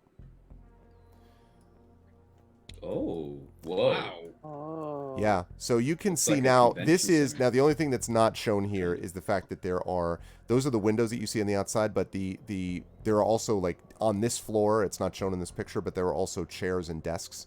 You'd have to imagine very modern looking ones, with these sleek looking computer terminals of some kind on the top. And that's about all you see, or are able to see, before the car goes. Now, I have a question about sound dampening. How Yes. far does the sound dampening, did you say, extend from the point that you placed it? Well, it says, for the duration, no sound can be created within or pass through a 20-foot radius sphere centered on a point. Any sound generated by speech, tool, or device is immediately snuffed out as well. Any creature inside the sphere is immune to thunder damage. Creatures are deafened while entirely inside. Okay. So I guess the pertinent sentence there is no sound can be created within or pass through 20 a 20 feet. foot radius sphere. So the question is, Aramis, are you just like pedal to the metal all the way into the building, or are you slowing it down at some point? Oh, I don't like that look. Aramis is like, It was his decision. Aramis is gonna, come to a nice sort of like screeching halt within that area. okay.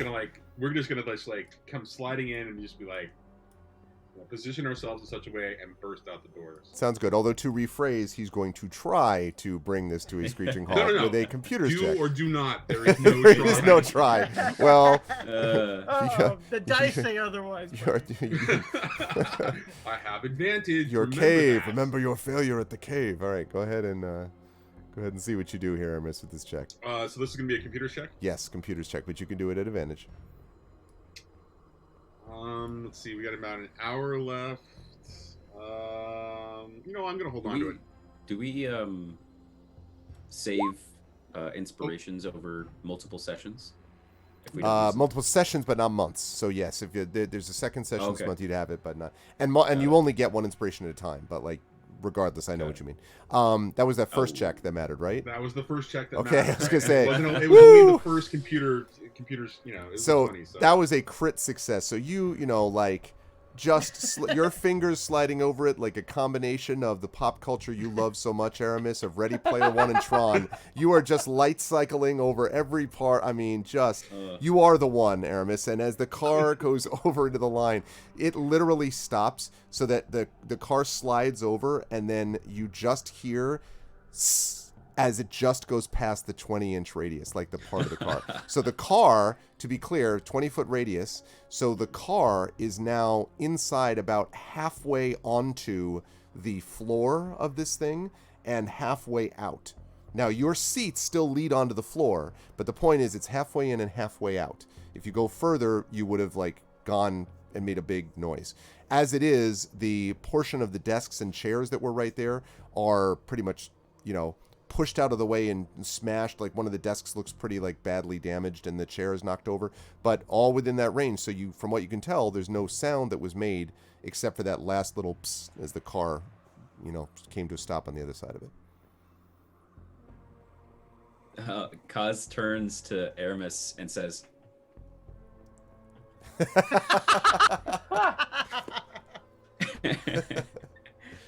Pretty much. Aramis pushes open the door. Okay, it opens silently. is this picture that you've shown us, is that how open the floor plan is? Yes. Wow, okay. Yep. Do we see... Except, again, as I said, desks and chairs. Just imagine that, but... Do we see, even from here then, where an elevator door or stairs might be?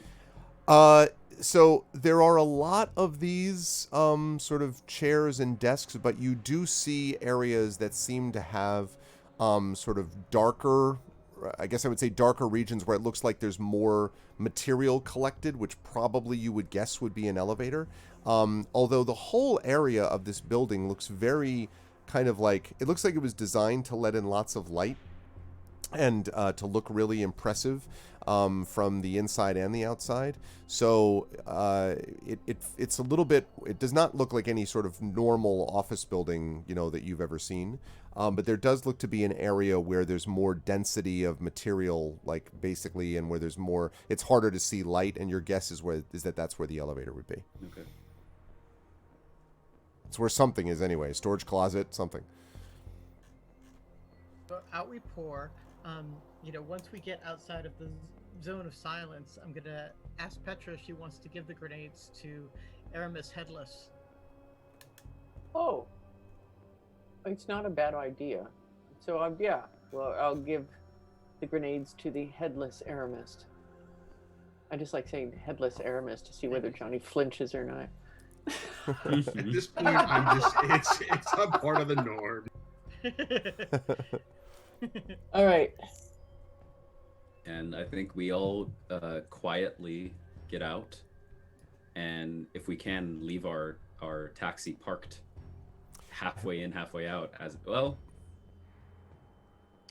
how loud was it to start with, and is it still invisible? It is invisible as you get out. Obviously, you are not. The how loud was it? Did you ask? Yeah, like when the taxi was running before, when we were flying around, did we notice how loud the taxi You know, there when it was there was running? the slight sound of sort of air displacement around it, you know, as it was going along, but it was not like a rubber, rubber, rubber, rubber, you know, type of thing. It was fairly quiet. So it's like a, you know, to jump out of the timeline for a moment, like a hybrid car, you know, like can sound pretty quiet. So, assuming that Aramis would be okay with this, maybe we pull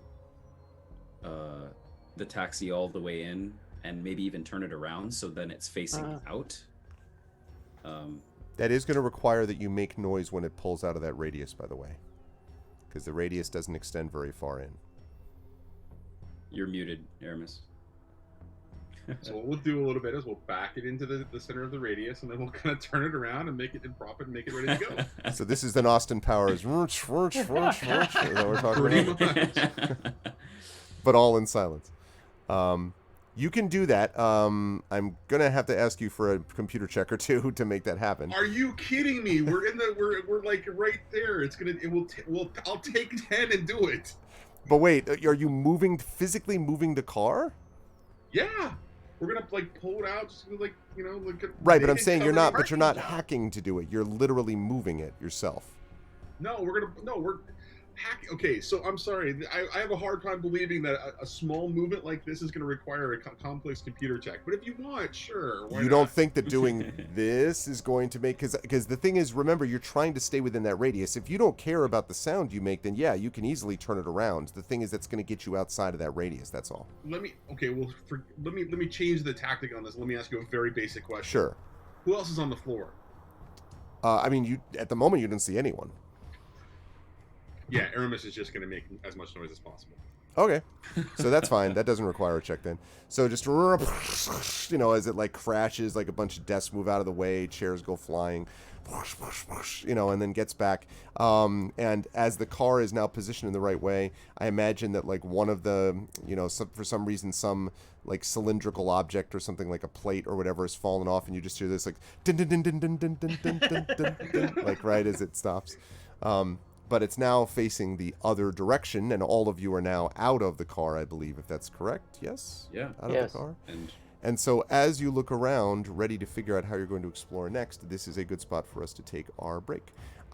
You are watching Esper Genesis, Day 52. Altai Media presents, also known as Ocean's 11 with sniper bullets. If you like what you see, please make sure to follow the channel. Please support all of these wonderful players, Johnny Pippin, Cat Rambo, Carlos Hernandez, and Zach Clay, in various ways. You can check them out by doing !Esper Crew, and we will be back to you lovely folks in just about 5 minutes.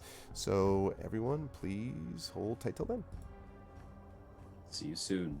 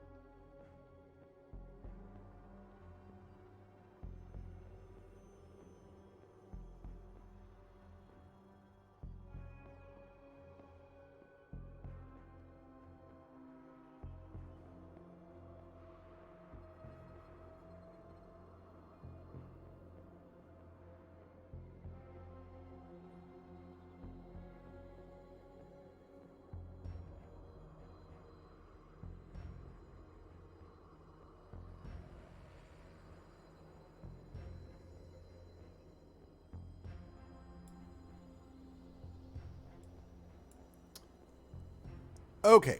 Welcome back, everybody. Apologies if I'm interrupting anybody in the Zoom call that I can't hear.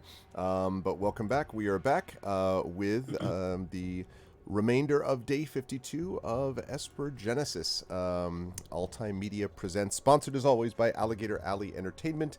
And if you have not already done so and you love space opera and you're like, man, this game is amazing, I feel as if I'm there, how can I too become a part of this? Let me recommend that you go over and check out either on DriveThruRPG or from your friendly local game store, a way that you can order these things. Although I just noticed, no wait, I'm going to get a chance to test this.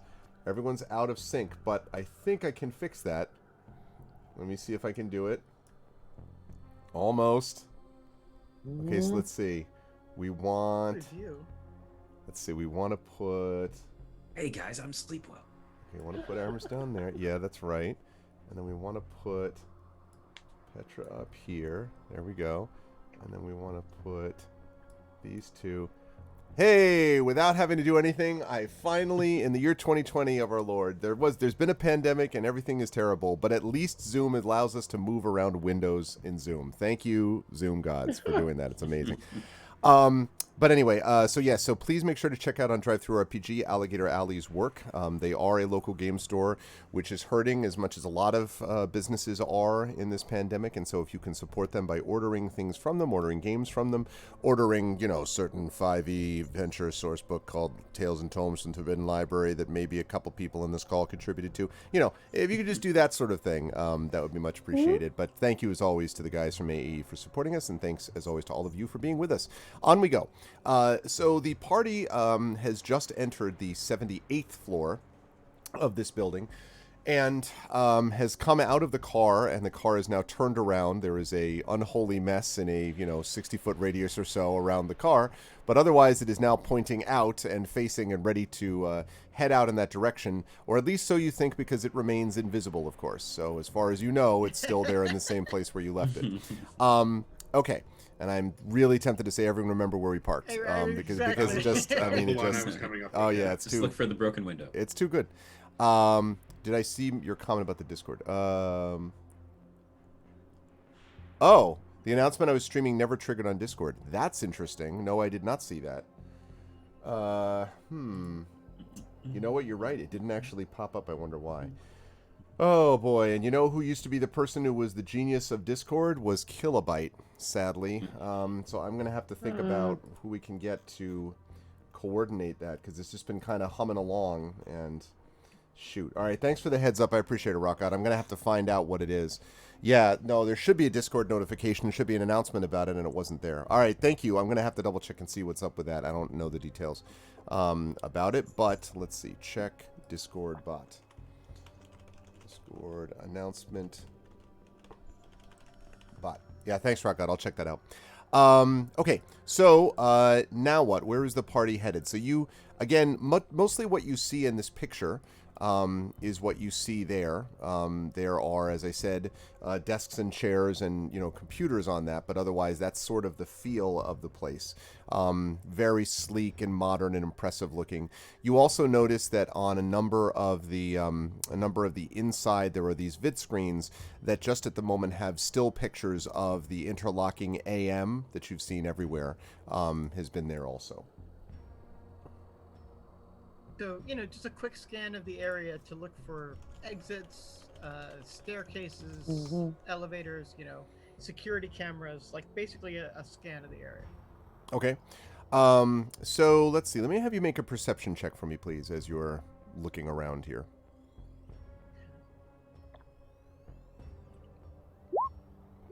That's 20.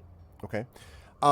It looks to you like mostly what you see here is, I mentioned the desks and the chairs and the vid screens. You don't see many areas where there are cameras, and this continues to be something which is sort of odd to you, Sleepwell.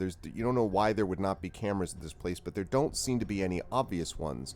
But there do seem to be, as you're looking around, every so often on the ceiling of this place, this kind of curved ceiling, every so often you can see another one of these purple, that I've been talking about, lights that is set sort of at these regular intervals down the down the ceiling, basically. And it's roughly every maybe 50 to 100 feet or so along the ceiling until you get to the other end, and there's that dark area that I mentioned that maybe just like a lot of material where there seems to be fewer windows down there, and something else instead. Maybe that's the guess as to where the elevator would be, but yeah.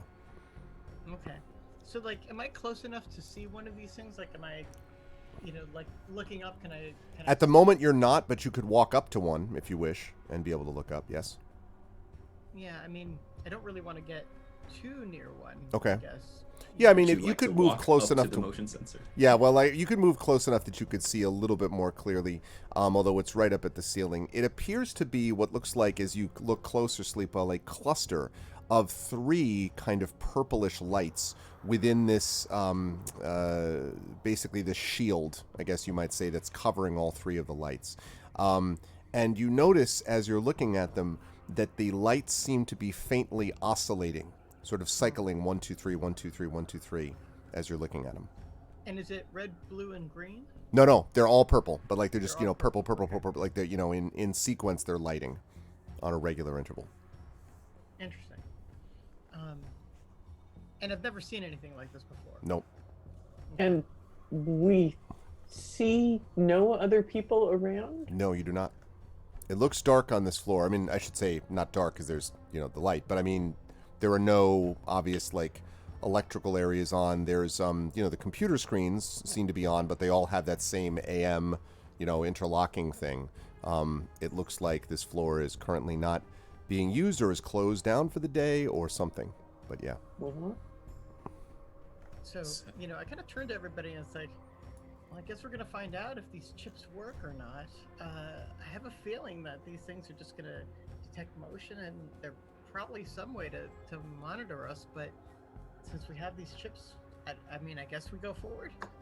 Is there some sort of access point, like, to the network that we might be able to... If you want to check one of the computer screens, maybe. I mean, it seems like it might be a good idea that we kind of look before we go in too much farther, just to make sure that we, what our disruption, or we can just continue to run and gun it. I mean, Take a look at a computer if we can. Go let's ahead, do just it then. Okay. don't let it detect you if you can. That's obviously where there is a lovely thing called, inspiration is going to help me. Okay, so you walk over to one of the terminals that is currently that is not lying on the ground in a wreck of desks and chairs from a car turning around. And you come over to one of them that's still on its desk, and you can see the AM is standing at you, and there's a keyboard underneath it. I'm going to try to gain access. Okay. So when you press a button to start, the A and the M kind of like immediately, vanish. And there's kind of a sort of a wipe screen. And then you see it is asking for a password. Our little devices, or these little things that give our identity, there's no sort of biometric sort of access. We have to actually type in a password. Yeah, it doesn't seem to be. It doesn't. Or there may not be biometric stuff in your bracelet thing. In your chip things, but they don't seem to be. No, these are asking for passwords, which is frankly a little odd. I mean, passwords are kind of outdated, but they are used in some cases here. But it's a little strange. All right, I'll just try to brute force it in some way. Okay, the first password that you use immediately opens up the computer. Doesn't even matter what you use. Admin, yes, 1, 2, 3, 4, your birthday, like here's whatever the heck it is. It immediately Ashen Forged for life, LYFE, like whatever you choose to put in there. The computer immediately springs to life and the screen opens up.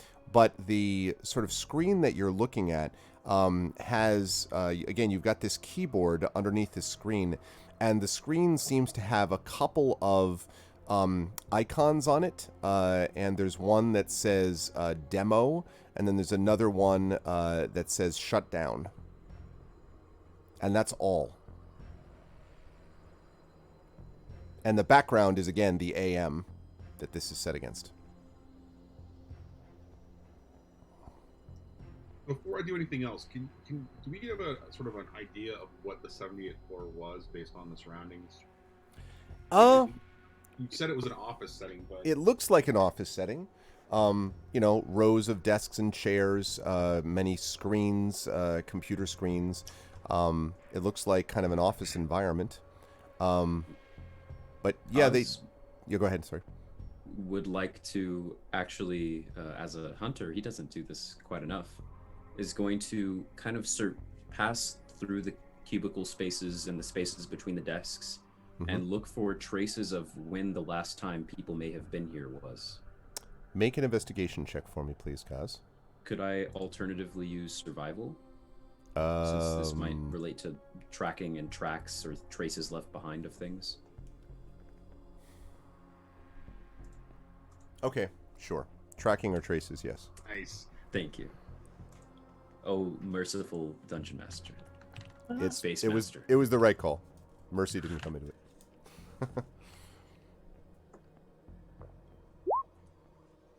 Wow. That's a crit. Okay.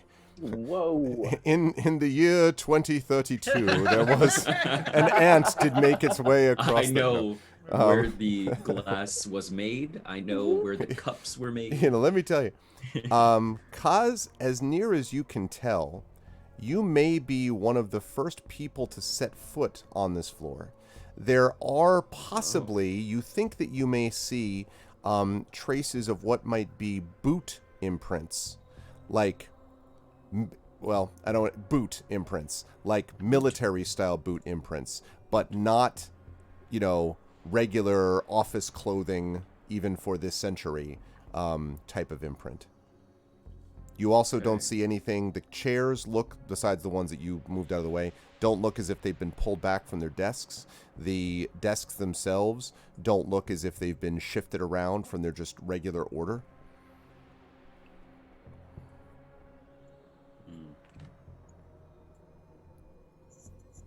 So it does look like there were maybe a few like organic like creatures of some kind that have moved through here, but they definitely weren't, unless they're, putting armored people behind their desks to work for them. That's not what they were, and none of them seem to do anything with the desks. There's a little bit of sort of moving, through, like between the cubicles or whatever. But Okay. yeah, Kaz will say to the group, I think this floor has never been used. I think you're right. We got But- demos on these computers. This is a trap. There you go. Or maybe it's just a room they haven't used yet. I meant wouldn't to hit look- demo though. You wouldn't? I mean, if it is a trap, then that might be the way you set it off. It's more like this is meant to look like a closed office or something. Oh. Why? So that they can kidnap people on higher level floors, maybe. But why? This is supposed to be a media company. You would expect them to be fully operating and pushing out whatever propaganda they're going to push out at any given time.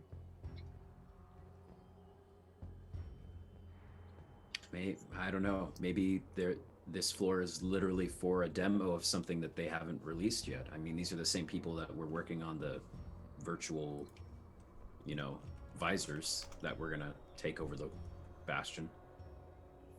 Operating. Who cares? We've got a mission that, and speculating about what they're doing here is out of scope. Let's just find a way to get past them. I always sleep well. I like this approach. Yeah, The impatient one. It's good. Let's ready blow to some more go shit up. up. we have now we have to think about going up to the penthouse. So Are we?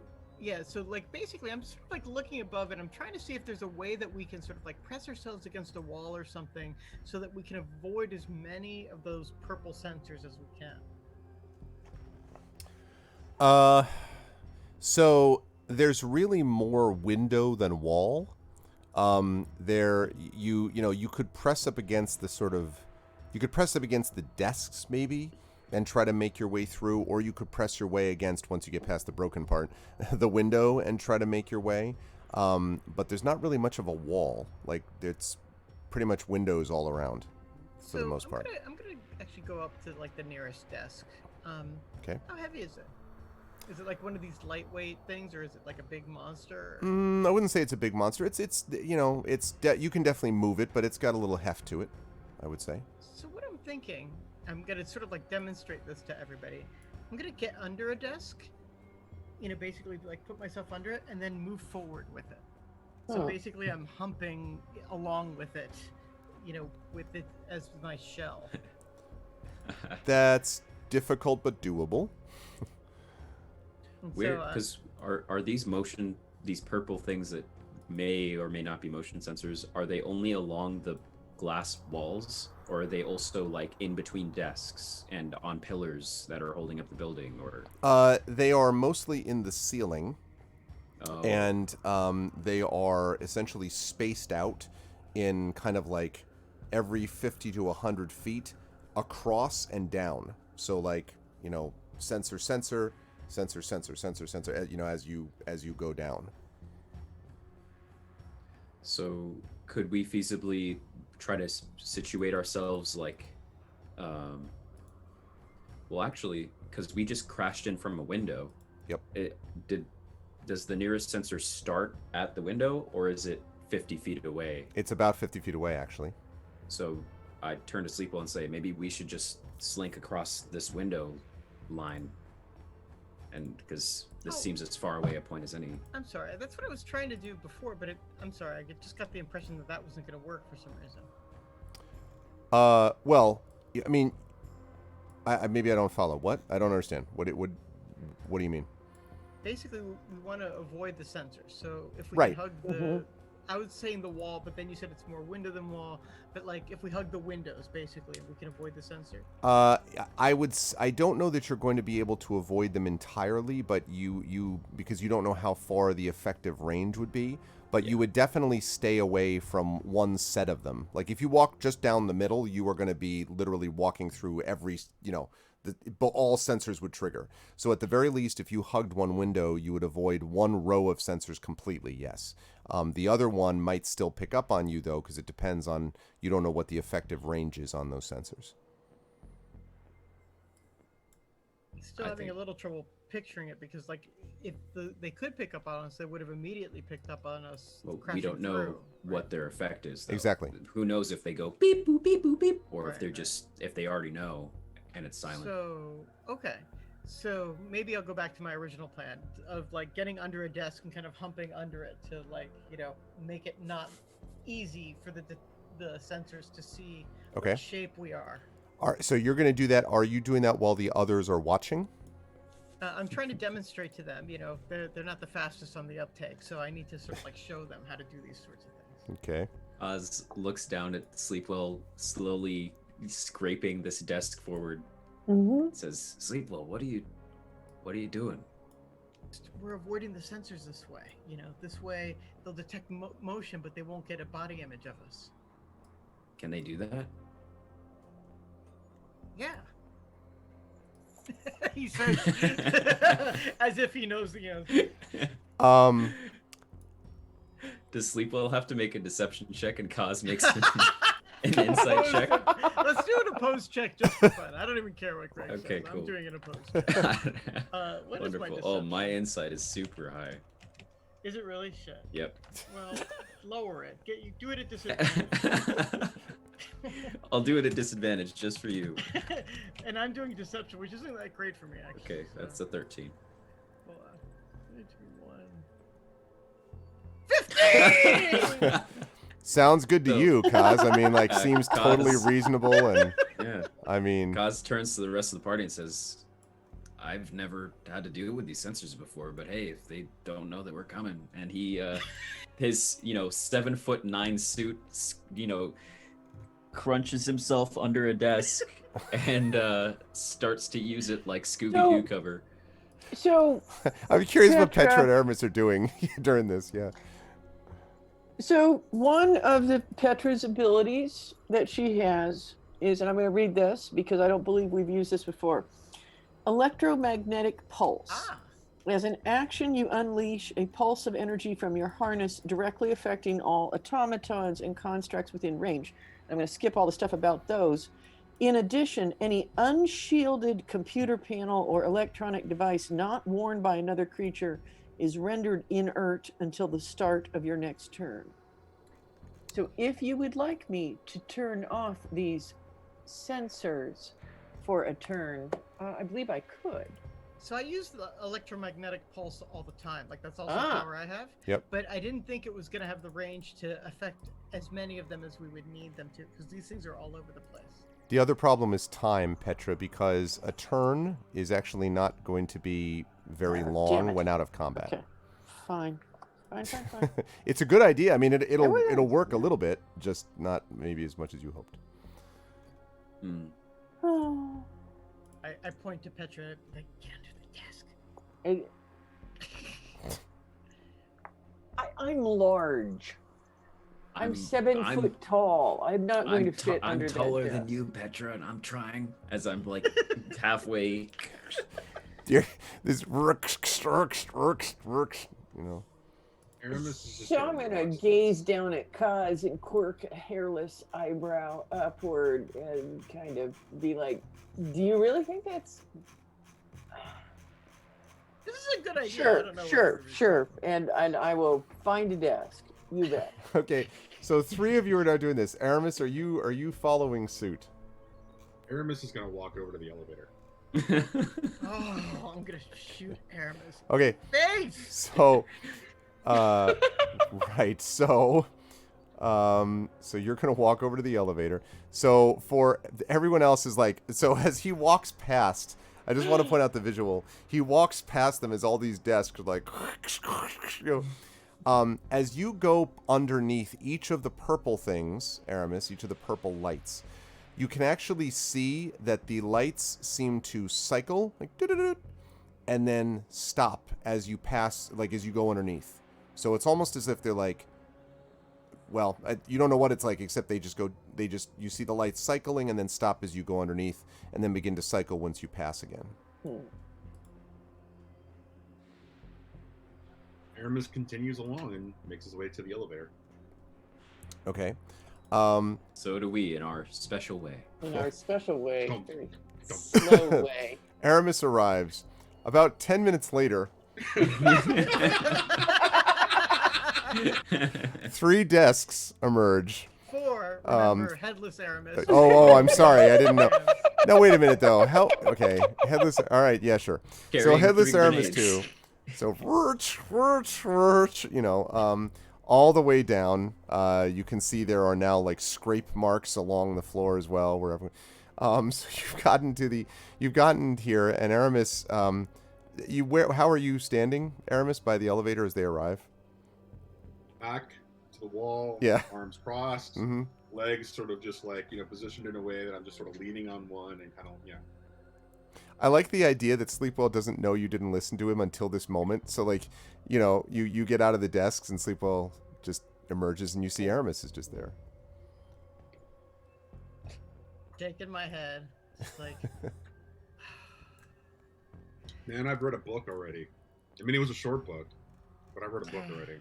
What are you I'm glad doing? you had the time to learn to read, too. The desks that we were employing, did each of them have a computer set up on them? Yes. Each of them had a screen.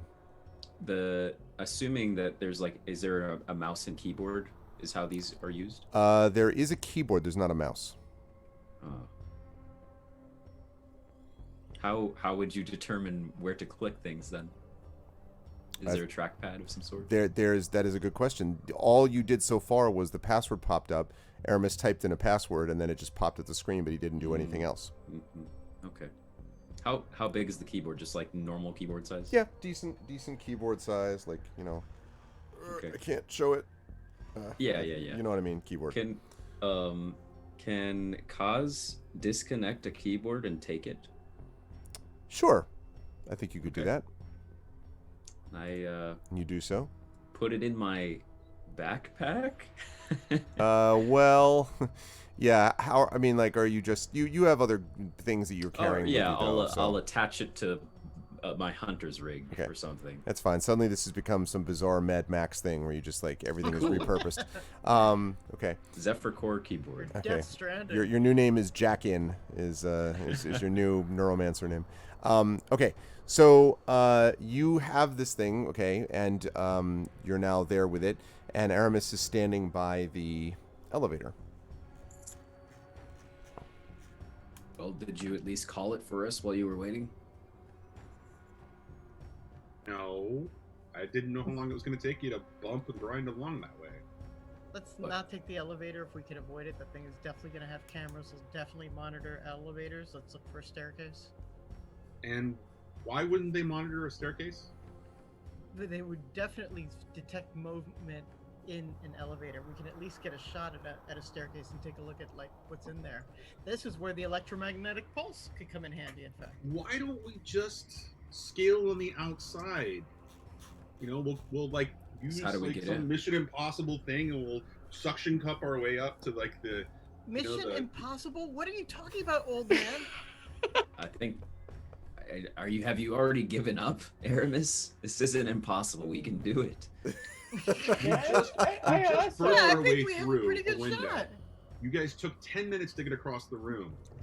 You don't think that somebody has already got us sort of set up as to, like, they know we're coming? When they come down and say, "Hey, one Ashen Forged has breached and 3 desks," but 1 Ashen Forged. 4 desks. Don't look back at us. 4 desks. 4. Sorry. They're going to be looking for 1 Ashen Forged and 4 desks. We are not desks. So look, obviously, we're going to be fine. Cause will help sleep well look for stairs. Security guards are like, "Oh man, desks are fine. That's no problem." We'll look to see if there even is a stair door. Okay. A door to a stairway. So, as you're looking around, it actually looks to you like there are no stairs, but there are 2 elevator banks, is what it looks like, and they're on opposite ends of the sort of the area where Aramis was standing. One of them seems to be, looks like it has sort of a keypad, but as you come close to it, the thing just, there's a little purple thing above that too, and it pulses, and then doors open. And it looks to be just sort of a regular elevator. And as you look inside, it has there, it has basically what looks like you don't see any buttons, but you do see and hear a sound pad that says, "Floor, please." That's the first one. There's a second one, though, opposite, which does not open when you walk right next to it or up to it. Kaz takes another glance at the keyboard that he has. Oh, and I'm sorry, and I'm so sorry to interrupt. I'm sorry. I just wanted to say, and that one does have a keypad. It's the first one you've seen that does. My apologies. Sorry. That other one that does not open does have a keypad. The one that you just came next to does open. That does have anything. Kaz looks at the keyboard and says, "Idea I just came up with. 2 words." And Kaz kind of shows the keyboard that he has, and then goes to like grab one of the computers. And then gestures to the whole group. Tech support. Oz, when did you learn to play charades? This is just my What are janitor charades? idea in new clothing. That's good, because you just basically ruined the game anyways. You told us the answer. Oh. Look, you'll have to educate me about it later. I don't know if we're trying to sneak on. Look, you can take the list I gave Sleepwell and watch those movies and you'll be fine. Okay. I'll give them support. So I'm going to go to the elevator that does not open, and I'm going to look for signs of entry. Like, can, for instance, these doors be manually forced open? Okay. So you want to see if they have been accessed, or do you want? Okay. So investigation check for me, please. Thank you.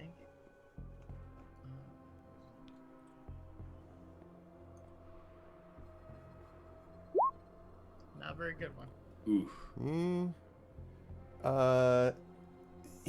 I mean, it's hard to say. This is one thing you can say for sure is that this is definitely a higher, this is an expensive keypad. This is one that you can tell which actually is designed to take separate inputs. It looks like it is potentially hackable, but it also looks like it is not easy to determine. Like there seems to be some kind of like print resistant coating on it, if you had to guess, from some kind of material that makes it impossible to tell like what button somebody pressed, or like that old trick, Right. basically. Hey, Shadow. I'm gonna take a look at the doors and see if they can just be like, can I just like literally go, like it's almost like a safety measure. They allow themselves to be opened. Okay. They look flush with each other. They are clearly made of some kind of strong, probably Durasteel material, if you had to guess. They do not look easy to force. Now, maybe, you could bash the hell out of the elevator doors for a while and see if you could break through it, or you could try to blow it up or something. But these look pretty strong, as do the other doors, actually, for that matter, the doors on the other elevator. They do look pretty strong. The keypad does not even look as strong as the doors do, frankly. So, yeah. So I just turned back to the rest of us like, clearly this is the one that's actually going to take us to the right place. Is it? We could try the other elevator. We have to go down, right? Mm-hmm. But the assumption is that the fancier elevator is what would take us to a penthouse. Or floor 79. I have a feeling that the other one can go down, but it can't go up. Maybe. But let's try the other one, I guess. Let's try the other one without getting in it. Okay. Using We nearly can do a headless. voice command. Can we? It only says the floor please when you just sort of like break the like you can enter it. Now you could enter it, say, the floor and then jump out, but it only says that when you kind of walk in enough. That's exactly what Sleepwell's going to Okay. do. Taking a note from Aramis just to walk up and start doing things, I'm going to just like jam myself inside of the elevator just with my head and just say, floor 79, please, and then pull up. Okay. When you say floor 79, because you're on 78 right now? Yes. I believe. Yes. Okay. So when you say floor 79, it doesn't move. And there's just a pause, and then it says, floor, please. And then I say, floor 77. And the doors, and actually you have to duck your head back because it like closes quickly, and then And that's how Sleepwell died. and then presumably the elevator goes somewhere, but you hear a slight whooshing sound. So I kind of like turn around to everybody, and in a posture that means quod era demonstratum, I take my bow and then walk over to the other elevator. Okay. We could try floor 80 in that same elevator. Cos presses the button to call it back up. Yeah, if you just walk back in front of it for a moment, there's a few seconds pause, and then the doors open again. Any other plan? I don't think I can hack that one over there. Mr. Blackhat here. Aramis, does the whole cracking of the knuckles thing, walks up, takes a look at the pad. It looks to you, Aramis, that there are a couple of ways you might be able to handle this thing. It looks that you might be able to, first of all, use your hacker's kit to basically try to, as you say, hack it. You could try to do a dexterity check to rewire it, or you could try to do some kind of a mechanics check to essentially, I want to say brute force, but that's going to sound wrong. Essentially, like, hit all the overload it, like hit all the buttons at once so the doors go like open as a consequence. The hacking method would be the second choice. Like, it would be dexterity would be using the rewire, hacking would be the hacking, and then mechanics would be you'd be doing a mechanics check if you wanted to hit all the buttons at once, type of thing. Can I persuade it to act nicely and, go to the floor that we need it It to? seems very resolute in its buttonness. All right. Well, I guess I'm gonna have to use computer skills, and I'm gonna cast Black Hat again. Okay. All right. Go ahead and make then, please, your check. That's 22. Wow. So you kind of play around with it a couple times, hit some things, move things around, and suddenly the doors actually first a little slowly, like, and then they open. And you see now that the elevator actually is inside. Is for a moment you stop for a moment, Aramis, because for a moment you think you're looking out at air.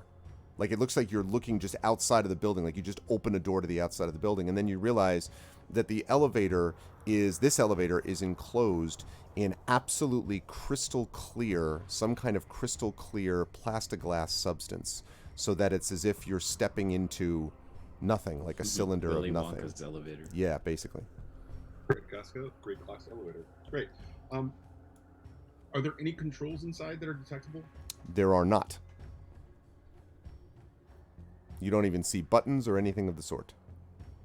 Aramis, reaching out with his hand to hold on to the side where the door opens, kind of gestures back and does a flourish and says, "After you." Kaz steps in. Okay. I step in, and headless Aramis, does a little bow before Aramis, and then goes in. Okay. So far, so good. Aramis, are you... Petra and etc.? Hello. So Petra will step in, and Aramis? Aramis will pull up with the rear and let go of the door. Okay, when you do that, doors close, and the elevator silently just slides up, and you have this very strange experience. As you look up, you can see some of the lights from the suns surrounding the planet that circle around near the bastion, and they're not near the bastion, but that cast light on the bastion as well. And it feels like you're ascending into the sky, right? Clearly part of the sort of structure and design. And it goes up and then opens to reveal this map, which I'm going to show everybody over here in just a moment. Okay, this one is going to be for ourselves. Well, I'm sure that's lovely, but you'd all like to be there too, wouldn't you? Okay, so here we are. You are now... There is your elevator, and I'm going to ask everyone, are people able to move... Do you need me to drag over your tokens? Are you folks able to do that? We don't see them. Okay, so... There we go. Let me do Aramis, Kaz, Petra, sleep well. And then your one headless construct. Let's see.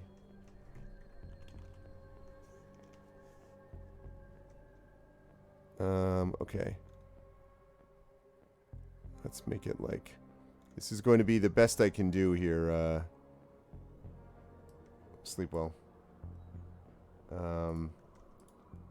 It's got a head. I'm sorry. Okay. It's Right. all right. I mean, Well, I want to listen. I want to be, as create the sense of verisimilitude for these things. Okay. Let me get rid of that picture up top, which no longer applies. There is the room that you all see. There we go.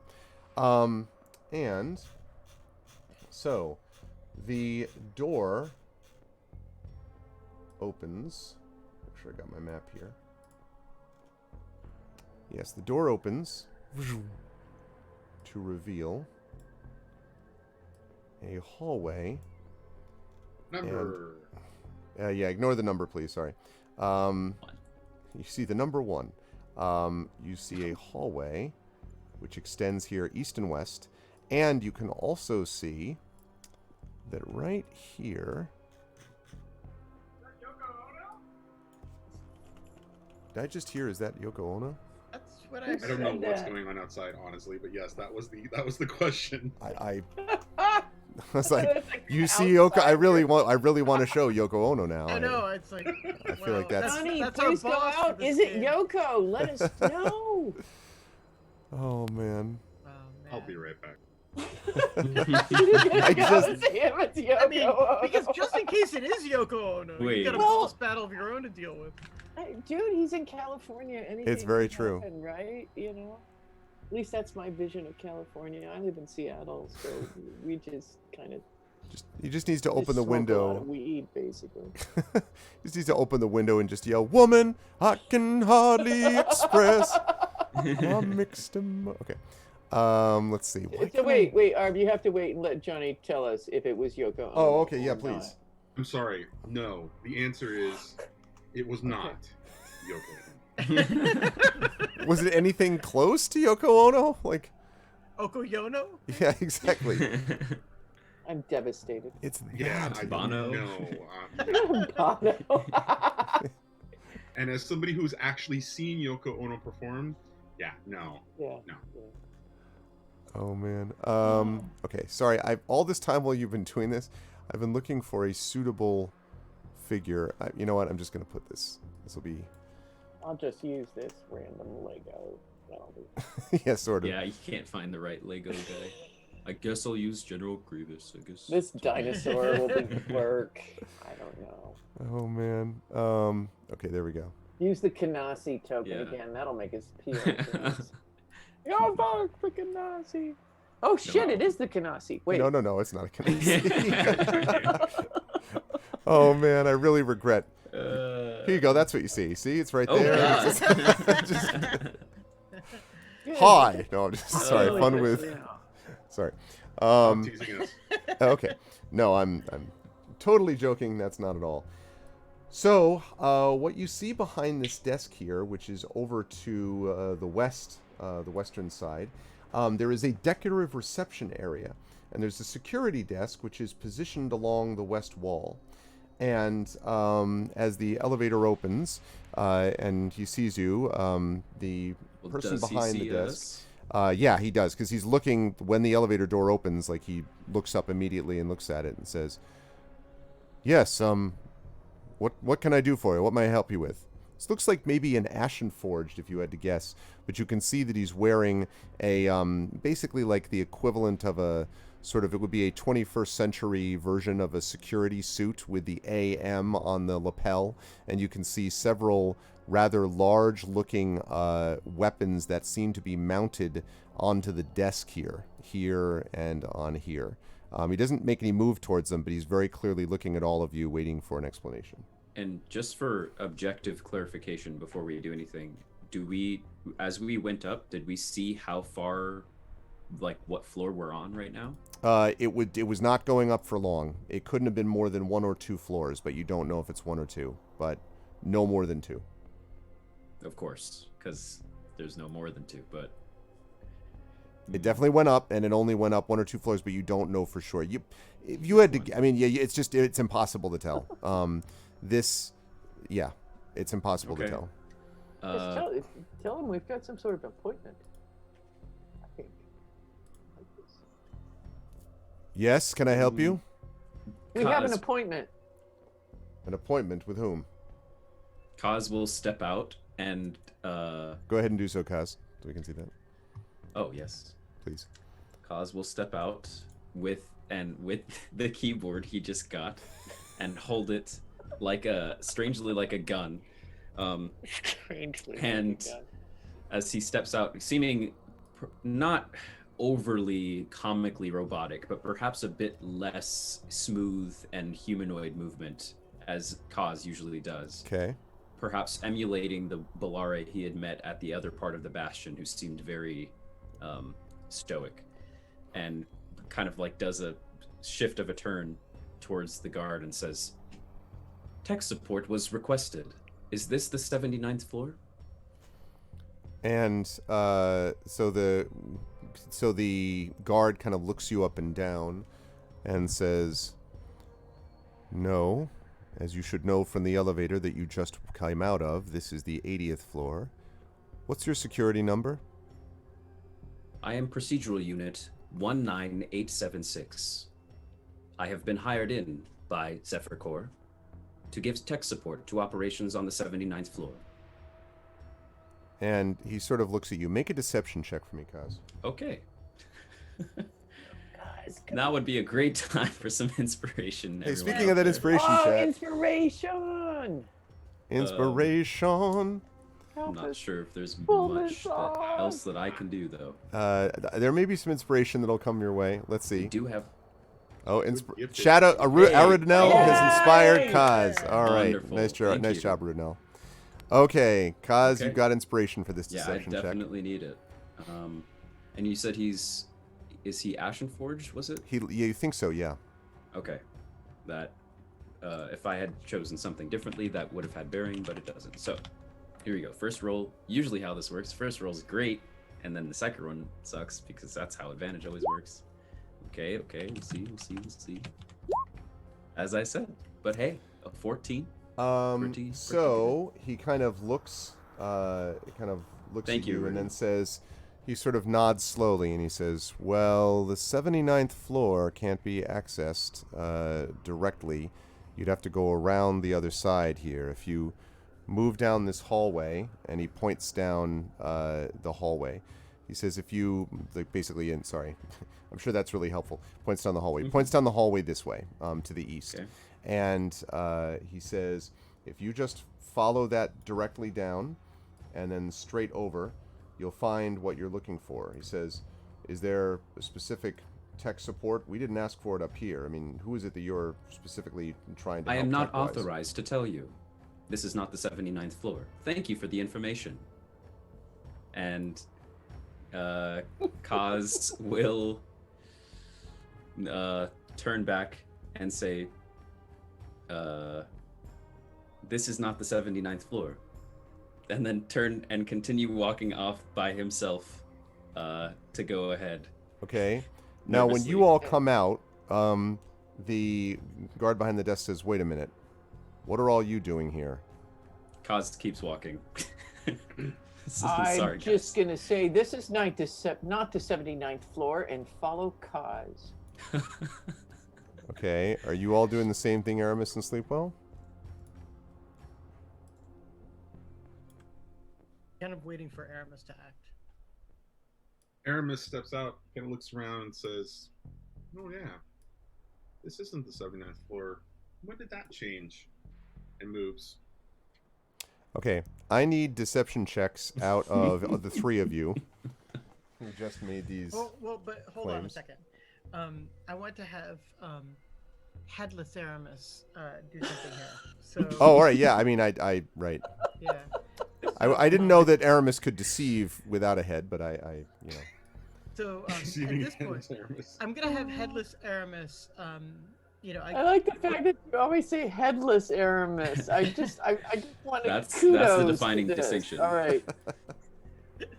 clear, right? So I'm gonna give Headless Aramis instructions to basically run this way. I'm imagining that's like either a door or something. Yeah, that is a door. God. Okay. So I'm gonna have Headless Aramis just sort of like I'm gonna say like, okay, Headless Aramis, run for that door and try to go through it. But then if you go through it and you start getting into trouble, just start pulling grenades. Okay, so now the door's closed, by the way, right now. Are you want Oh him yeah, to? yeah. I'm just asking him to try and run there and try to open it. And if anybody attacks you or you get into any trouble, just start pulling grenade pins. Okay, so he runs here, like this. The minute he does that, the guard's like, "Hey, get away from there!" And he gets up, stands up, and goes over towards him. So here we go. At the 79th floor. Okay, if everyone could move their characters. And okay, Here. are we able to get to the end of the hallway as he's still messing around with If the you're body? moving quickly, yes. Okay, yeah, we're we'll- moving we'll book quickly, I it. think. Although I think it's not going to take long before, quote, pulling grenades is going to happen. So I just wish that to be noted for the record. Just go. Okay. So Kaz will shout. No, we won't. Yeah, just shout something random. Yeah. why wasn't this the 79th floor? Right? Like, It's like, eat the rich and go. And Eat the rich. Oh man, Frodo lives. You just run down the. Okay. Actually, you know what? actually, so yeah, Frodo. Am I still within 120 feet of him? I think so. Let me see what the. I'm not sure what squares are. the griddage. The griddage. It doesn't say. I'm gonna say therefore 5-foot squares. So yes, probably. Okay. Given that, then Kaz will actually look down the hallway in the direction of this guard and Sleepwell's construct, and will point at that point within 120 feet and cast Sound Dampener again. Okay. So now the guy. So as you look down, you can see this guy. And then the headless Aramis, without, again, you're just going to pretend there's no head here, like, and then reaches for something, and then, and so you see him doing this, and as he's doing this, there is, you've come to this part. That's the good news. The bad news is that there's a door here, and the door here is currently closed. Next to the door, you can see that there is what looks like some kind of a strange sort of like 3-part, what looks like almost like a tumbling maglock, basically. So it's not a pad. It's basically some kind of a maglock that has these 3 kind of spinning dials that you would need to presumably activate. And he did not instruct procedural unit number 19876 on how to open the door. He just said go down the hallway. Correct. I think he assumed procedural unit 19876 would know that. Yeah. Okay. Well, Is that black hat thing still in effect there, Aramis? Was that? I imagine that it is for about probably another 5 or 10 seconds. Yeah, so you're going to have to hurry up and do that if you're going to. Let's do it. Okay. So go ahead and make your check then. Actually, you know what? I'm sorry. I take that back, Aramis. I'm sorry. This is not a computerized thing. This is a tumbling thing. So this is more like something you could use like a dexterity check or something like that to try to infiltrate. But this is not computerized. I'm sorry about that. Is this like a mechanics check? This could be a mechanics check, sure. Or a dexterity check. Foxy, first day of work is off to a rocky start. Procedural unit 196.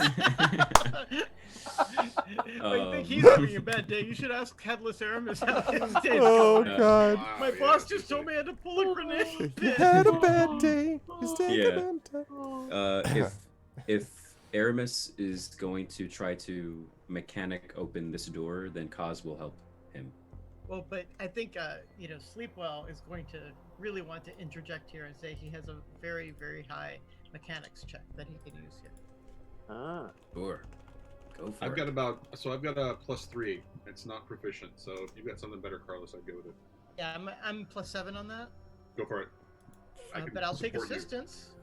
I'll assist you. Yeah. Well. Yep. You can now see that there is a frantic struggle between the Headless Aramis, the guy at the door, and then the door slides open, and there is another guard holding some kind of laser rifle who is now, like, looking down and, like, yelling silently at Headless Aramis. So can I get assistance on this roll? Sure. I would say so, although Yeah. you're going to have to be careful about how you... it's a... Yes, you can. It's not an easily brute force thing, but yes, you can get an assistance for it from someone who has the ability to do that. Does someone else have dexterity? What are you using again? Mechanics on this? Mechanics. So, yeah, I would say that you could get someone who might... Assuming that it's someone who has some proficiency in mechanics or proficiency in those kinds of checks. Would I have proficiency in dexterity? Could Yes, I use you that? could. to That help? would be perfect. Okay. Yes, you could assist him and get a +2 to Sleepwell's roll. Okay. All right. So the roll is Ooh. 21. So that, Plus the 2. All right. yeah. So, yes. So there, it clicks in place, and it opens up to reveal the following.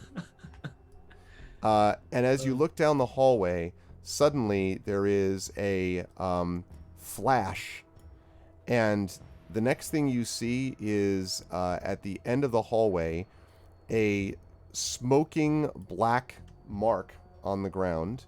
You can see pieces of what probably at some point used to be Headless Aramis, and a couple of still and unmoving and looking very. A porcupine probably wouldn't be something in the 24th century, but yeah, there's a lot of frag Space pieces. porcupine.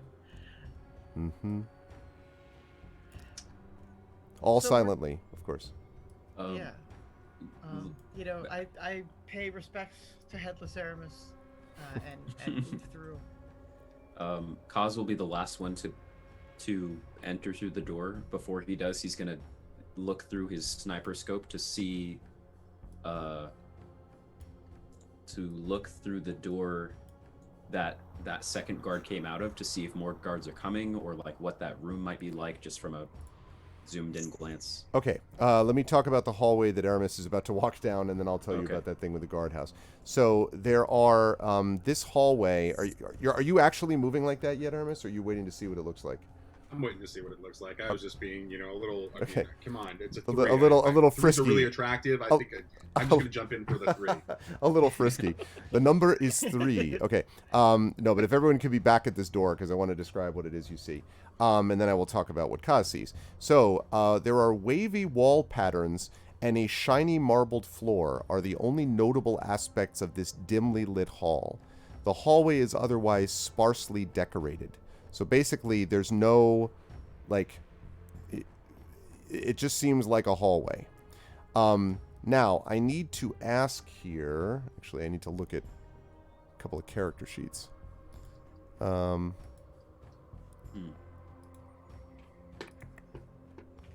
Let's see.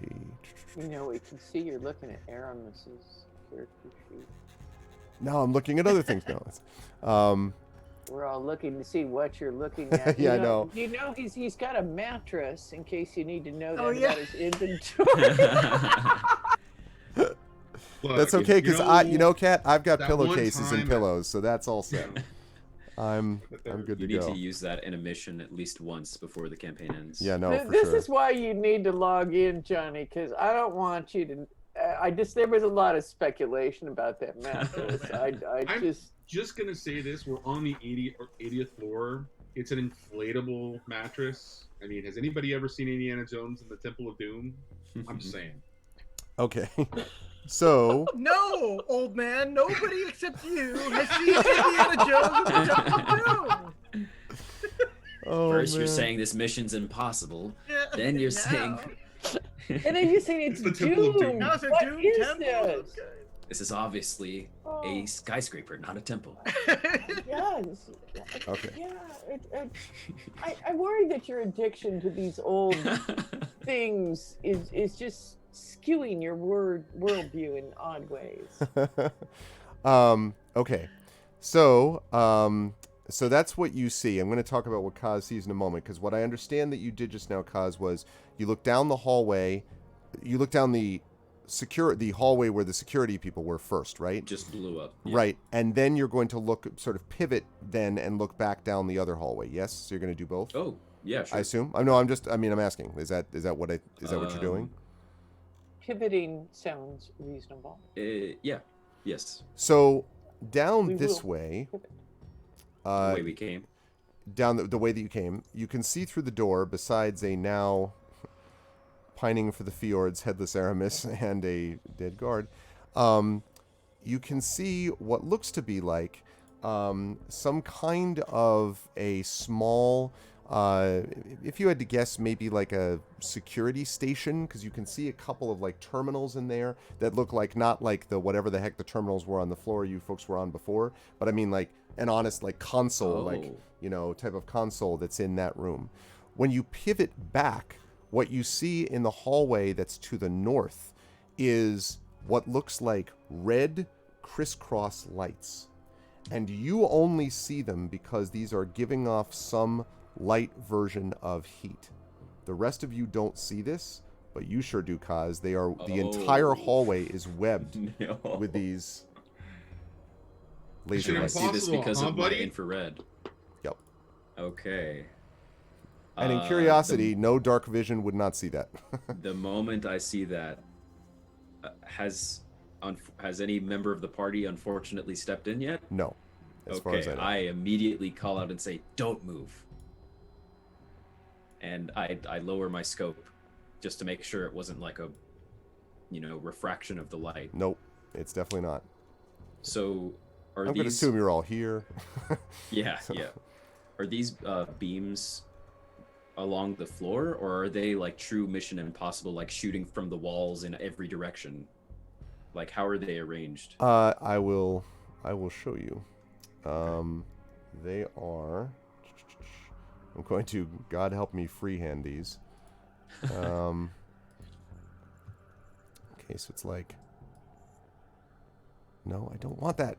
No, I don't want that color. That's not right. It's wrong. It's all bad. All right. I want a different color. Damn you. Thank you. Okay. We hear this voice over a loudspeaker. That wasn't right. Right. Okay. I asked for different colored sensors. All I wanted was sharks with frickin' laser beams. Is that so hard? Yes. Okay, and then.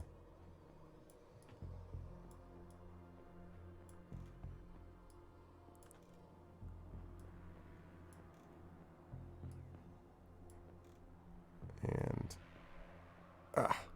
Beautiful.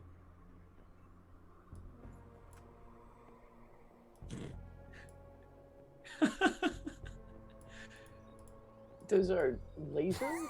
I'm sorry. I couldn't resist. That last one's not true. What's up with that laser configuration there, buddy? Yeah. What's going on? I'm sorry. That I'm one's sorry. just the joke by the programmer. Woo! All right. Okay. Sorry. That's not true. Okay. And that's not true either. That's where it starts. So roughly that way, except imagine as if it was not done by a small child, but by an actual competent illustrator. Not Fisher-Price, my first marker. Like, this is actually drawing, webbing across like this. So there are gaps. As you can see, there are gaps between them. And they are set, roughly speaking, about, I would say, 3 feet off the floor. So you could try to, like, you might be able to crawl underneath them, maybe. Although it looks like as you look down that they also change intervals. So it looks like 3 feet drops to like 1 foot, and then increases to 3 feet again. I understand. So, but it doesn't go higher than 3 feet for whatever that's worth. Okay.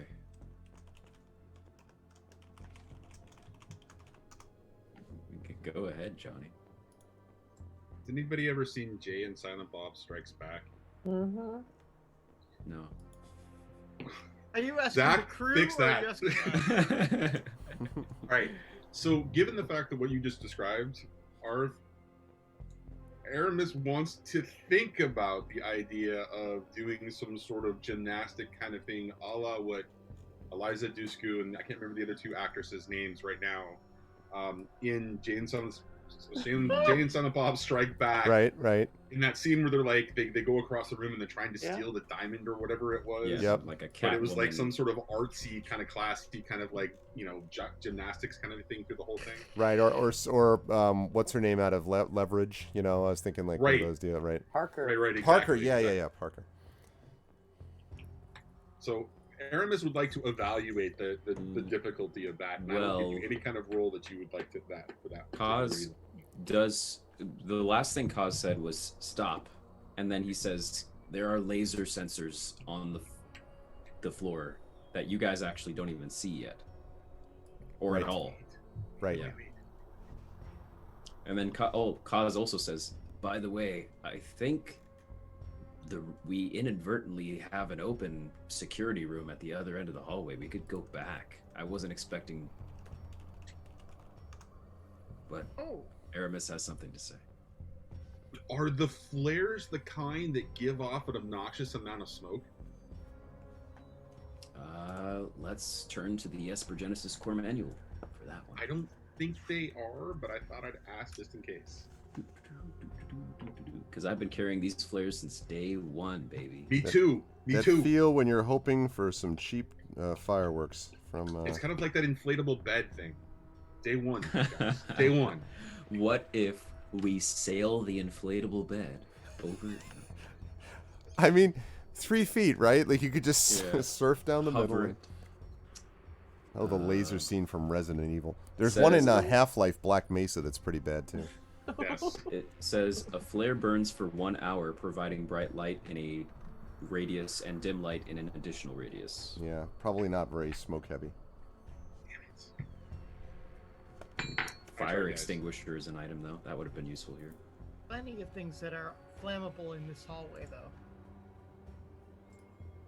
We can Look, set I don't fire want to. to I don't want to burn Headless Aramis. That's really just that's not the way to send him out. This isn't a Viking funeral. Nothing left of Headless Aramis. Aramis just is a set of parts on the floor.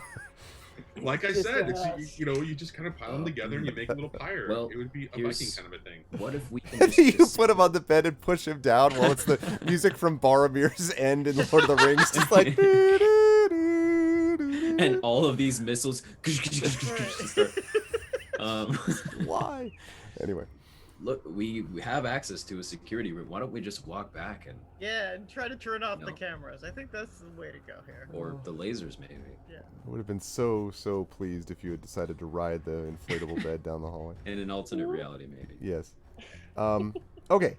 So you're going to walk back down the hallway to the once living guards.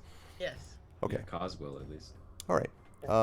Inside this small but open room, you can see that there are actually 3, I believe. Oh, more than that. Hold on. There are, in this room, there are 2 terminals that you can see on either side. And there seem to be a couple of things here. And then there's this one, what looks like kind of like a vid screen right here with chairs around, like a small, set of chairs. But then there are 2 terminals. One terminal here to the north and one terminal to the south that you could look at. I'm sorry. So what was this thing again?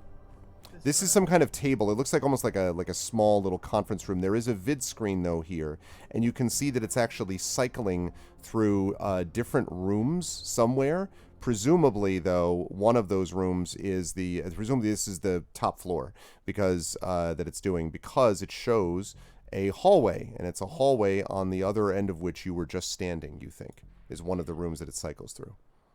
So, I'm not sure what the others are going to do, but I'm going to start by checking the guards to see if they have. I'm just going to check them for general anythings that might have survived the blast, but especially like key cards and things like that. Okay. When you do that and you look at these things, you do notice that there are a couple of key cards in here. There is, in addition to that, you can see that they have this one, what looks kind of like a laser rifle that was being used that is not damaged and seems sort of functional. But that's it. They're dressed. They have very light armor, and obviously it wasn't very good in protecting them ultimately from this massive explosion. So there is a key card, and there is this laser rifle that's being carried. That's pretty much all either of them have collectively. I'll take the key card and the laser rifle. Okay. Cos will actually take point in the middle of the hallway, just so we're not all bunched in the same room. Okay. But we'll kind of message over to Sleepwell and say, hey, if there's camera views in there, obviously getting a lay of the land here is useful, but also look for where those 2 figures we saw come out on the roof are, if you can. They both have gray hair. One's really tall, the other's maybe a kid. Copy that, and I do. I just look to see. I watch a full cycle to see what I see. Okay. It cycles through several rooms, and then you see there is a sort of a it seems to be cycling into hallways that basically reveal. You see the first the sort of hallway that you're standing in right now. You see a hallway to the north, the one that has the laser things in it. You see another hallway going horizontally across the top. You see a central room in which there are a couple of couches of some kind and what looks like some kind of table and chair. And then it cycles back to this. So you see what looks like obviously are rooms on this floor, but you don't see any of the two characters or anybody else, in fact, so far as this cycles. Okay. I'm going to go to, let's say, the north terminal. Okay. There, and I'm going to see if there's a place to put the key card. There is, in fact. And when you... Do you put the key Yes, card there? do. So when you do that, it opens and opens up several options here. And apparently, it looks like there are... each terminal, it looks like, does different things. This one, apparently, allows you to control the security cameras from this terminal. Okay. I am going to deactivate all of them. Okay. So you do that, and the vid screen goes dark in your room. That's fine. I'm going to move down to the south here and put the key card in there.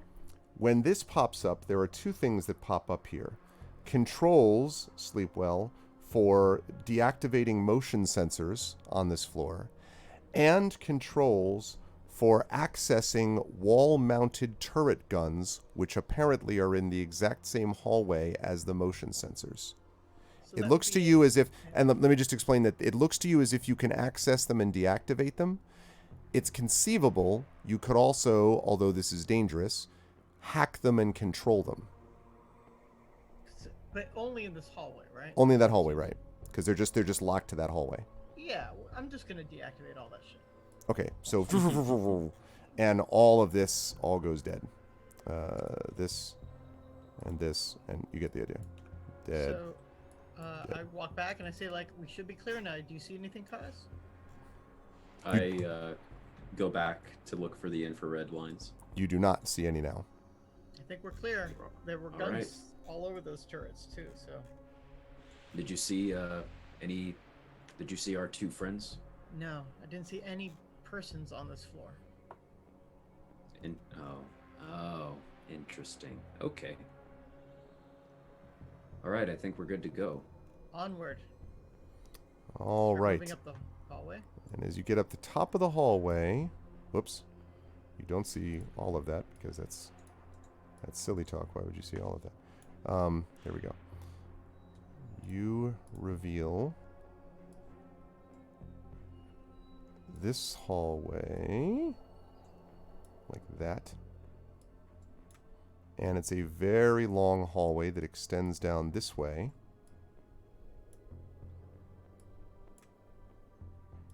And you recognize this hallway as one of the ones that you saw, Sleepwell. Right. And on the other end of this hallway, there are... Let me just make sure that I got that map correct.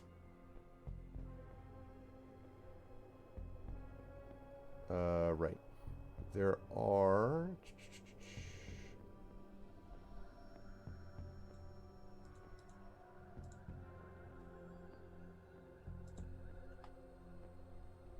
Oh, I see. Okay, I was very confused. This looks like there is a small set of stairs at the very end of it, which you think leads down to a room to the south. So basically a room on the other side. There's no doors out of this hallway, but these stairs lead down to what you guess would lead you to the room to the south, just based on where they're going. Okay. So, I'm just kind of basically waiting for everyone to catch up here. Cos will, but maybe stays 10, 20 feet behind the rest of the group. Okay. All right. So Sleepwell, if you're taking point on this, or like who is taking point on this as you go down the stairs? I'm expecting that Petra will be volunteering to shove her hammer forward. Okay. You're muted, Cat. Yeah. I will move forward with Sleepwell with my hammer unslung and at the ready. Are you trying to move down quietly these stairs? Yes. Okay, same, Sleepwell? Oh yes. Okay. So go ahead and make a stealth check for me, please. Stealth check. All of us. All of you, yeah, assuming you're all doing the same thing. Unless Aramis is like, out of my way, and walks down the stairs. I got a 17. Wow. Even All right. with my -2. Petra so- sis down. I got an 8. Sleepwell does not glide down. We'll find out what happens with Aramis and Kaz here. This is basically a group check, so. Oh, no. So thumbs up on Petra, thumbs down on Sleepwell. How about an 11? Average. Well, let's see what we get with Kaz. I got. Oh, also, okay. Let's see. Yeah, so that's very average. All right, let's see what did they. Any of those? Okay. All right. So you move down the stairs, and as you get to the other side of the stairs, they open up onto this. And give me a second, and I'll show you where it comes in. Number 4. Exactly. Opens up on the Circus of Values. Okay. This and much, much more can be yours if the price is right. Mm-hmm. Okay. Like that. And I think like that. Yeah. All right. So, the stairs, although it's not clearly shown here, but the stairs actually come out here. Sorry, here is where they emerge. And when you come out into the into this room, when you come out into the room, you can see that there is a closed door over here. Otherwise, you can see that there is this very impressive looking sort of large open room with a table. There's a vid screen here. The windows out on this side kind of look out upon the the world beyond, look out into the bastion. But the room is not unoccupied. And as you come down the floor with a little bit more noise than perhaps you might have hoped for, you notice that there are 3 people. But the 3 people right now are not actually paying attention to you, because they seem to be very much engrossed in a game that they are playing around here. There are 3 of these guards there. And let me show you what I mean. We have 1. Those are so big. Yeah, those are actual size. No, just, And it's wielding a lightsaber. okay. So you have here what looks like a person with a sniper rifle of some kind next to them, just leaning up against the table. You can see another one here with a couple of sidearms, one of which is on the table and is kind of glaring at something on the table. And then this last one seems to have like a melee weapon of some kind, and is also seated, and is kind of staring right at the table looking at something. These people are obviously armed security of some type, but they have not noticed you yet.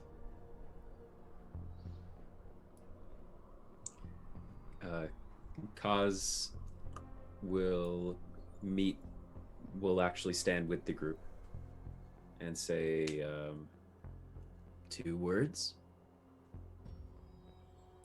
Grenades?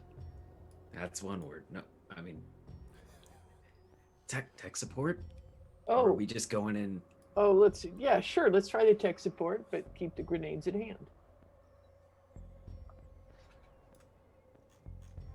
I'll look at the others. All right. Yeah. So, Kaz will pull out the keyboard. Kaz also holds out his hand and says, "Can I get that key card you grabbed?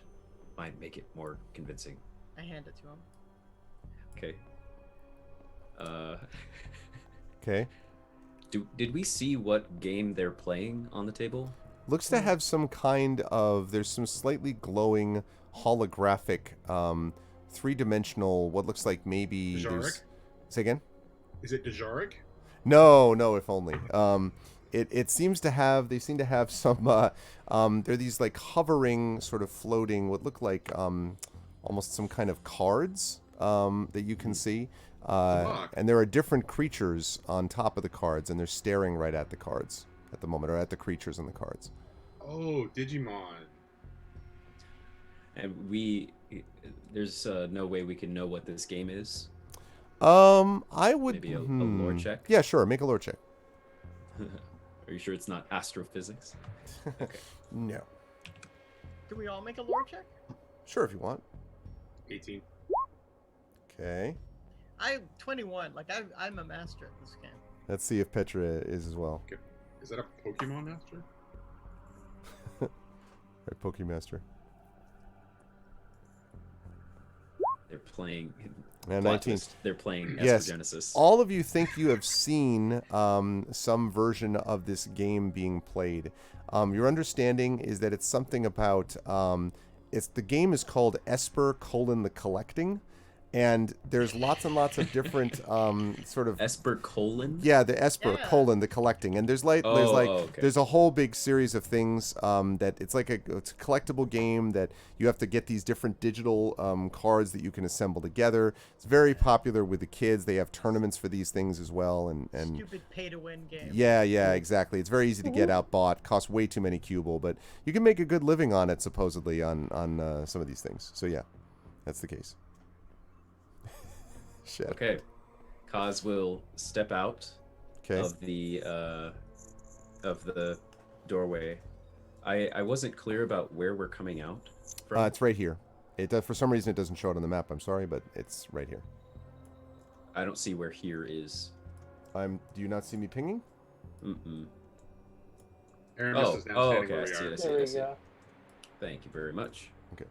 Okay, so Kaz will step out and say, holding the keyboard and just walking, not ominously, but deliberately towards them. And he'll say, "Congratulations, contractors. Zephyr Core has enabled the newest update for Esper the Collecting. Would you like to try?"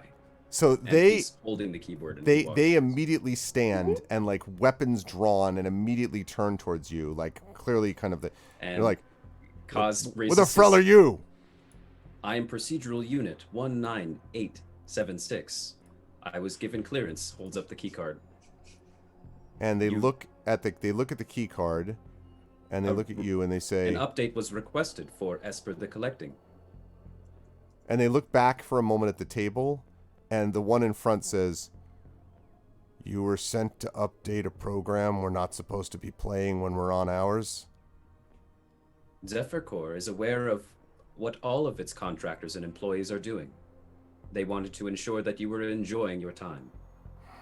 And they sigh heavily, and it says, "It's always something, boys.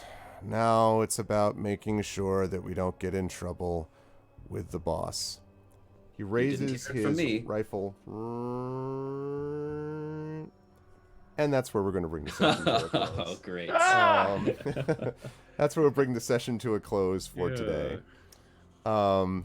That was great. You overhear an argument to the effect of that was changed in the errata. Yeah, exactly. Brennan. Oh man, who knows? Maybe you could still talk your way out of someone with an active sniper rifle. We'll see, or Yeah, active we'll laser see. rifle. We'll see. This was awesome, Wonderful. though. I really, really loved this session a lot. It was a lot of fun watching you work through your work through the Ocean's 11 machinations, and man, the thing about I was dying thinking about the desks just walking like, in the middle of the room while Yeah, Aramis you're is just solid. like just waiting in the end of it. Is good stuff. Oh. I will start with, as I usually do, with the newly shorn gentleman on the right side of the screen, and that, of course, is Zach Clay. Good stuff today with Kaz. The some of the things you came up with, which are things that I would not have expected, like the tech support stuff. You know, procedural droid was very funny. I did not actually expect that was going to work by just waving a keyboard at people, but I mean, that is kind of how IT is. They just wave keyboards at people, and you just doors spring open for them by magic. It's pretty funny to see. How'd you feel about today, Zach? Where will the fine people see you next? Today was quite the adventure. I'm glad that we took the time to be careful and deliberate and chose the obviously best plan to crash into the 78th floor and then employ desks to get to where we are. And yeah, no, everything worked out exactly according to plan. And I even have a plan for when we pick up next session. I can talk myself out of a laser being pointed at me. It's totally good. So yeah, that was great fun. Even if we can't talk our way out of this one, I'm sure these guards will be good combatants and enemies. So we will see. You will find me here on this channel frequently for Esper Genesis and for our vocalists. Coming I'm up next also- Tuesday, our vocalist. Yes. I'm also a part of a brand new Alien Awakening, as in Alien, the popular movie franchise, role-playing show that is on the Twitch channel Unmade Gaming with Little Red Dot as the GM. I play, so far, we actually have more than one character that the cast is each going to play. I play a kid on a alien mining colony, and I'm expecting a ping as Foxy has subscribed. That's to Tier exactly 1. right. Yeah, thank you, Foxy by proxy. Thank you for the sub. I appreciate it very much. Good Welcome to job. the Very Arvanauts. Thank you, admirable. Foxy. I play a kid named Vince on a mining colony, and we've just discovered a derelict ship, and no aliens yet, so we'll see. How'd you feel wanna about the game quickly, Zach? Did you like that game? Oh, that I mean, game? yeah. It was a lot of fun. Yeah, atmospheric and everything. Already had a touching moment between my character, an 11-year-old kid on this mining colony, and maybe the equivalent of like a maintenance worker on the colony who we had kind of a touching moment because his family's far away from him, as Bub, or the Bubbernaut, who's another member of the cast. So yeah, it's a great Very game. cool. That's on Thursdays at 8 p.m. Eastern, and on the channel Unmade Gaming. But otherwise, you'll find me here and in other ethereal places on the internet. And remember, kids, 2 words: tech support. Tech support.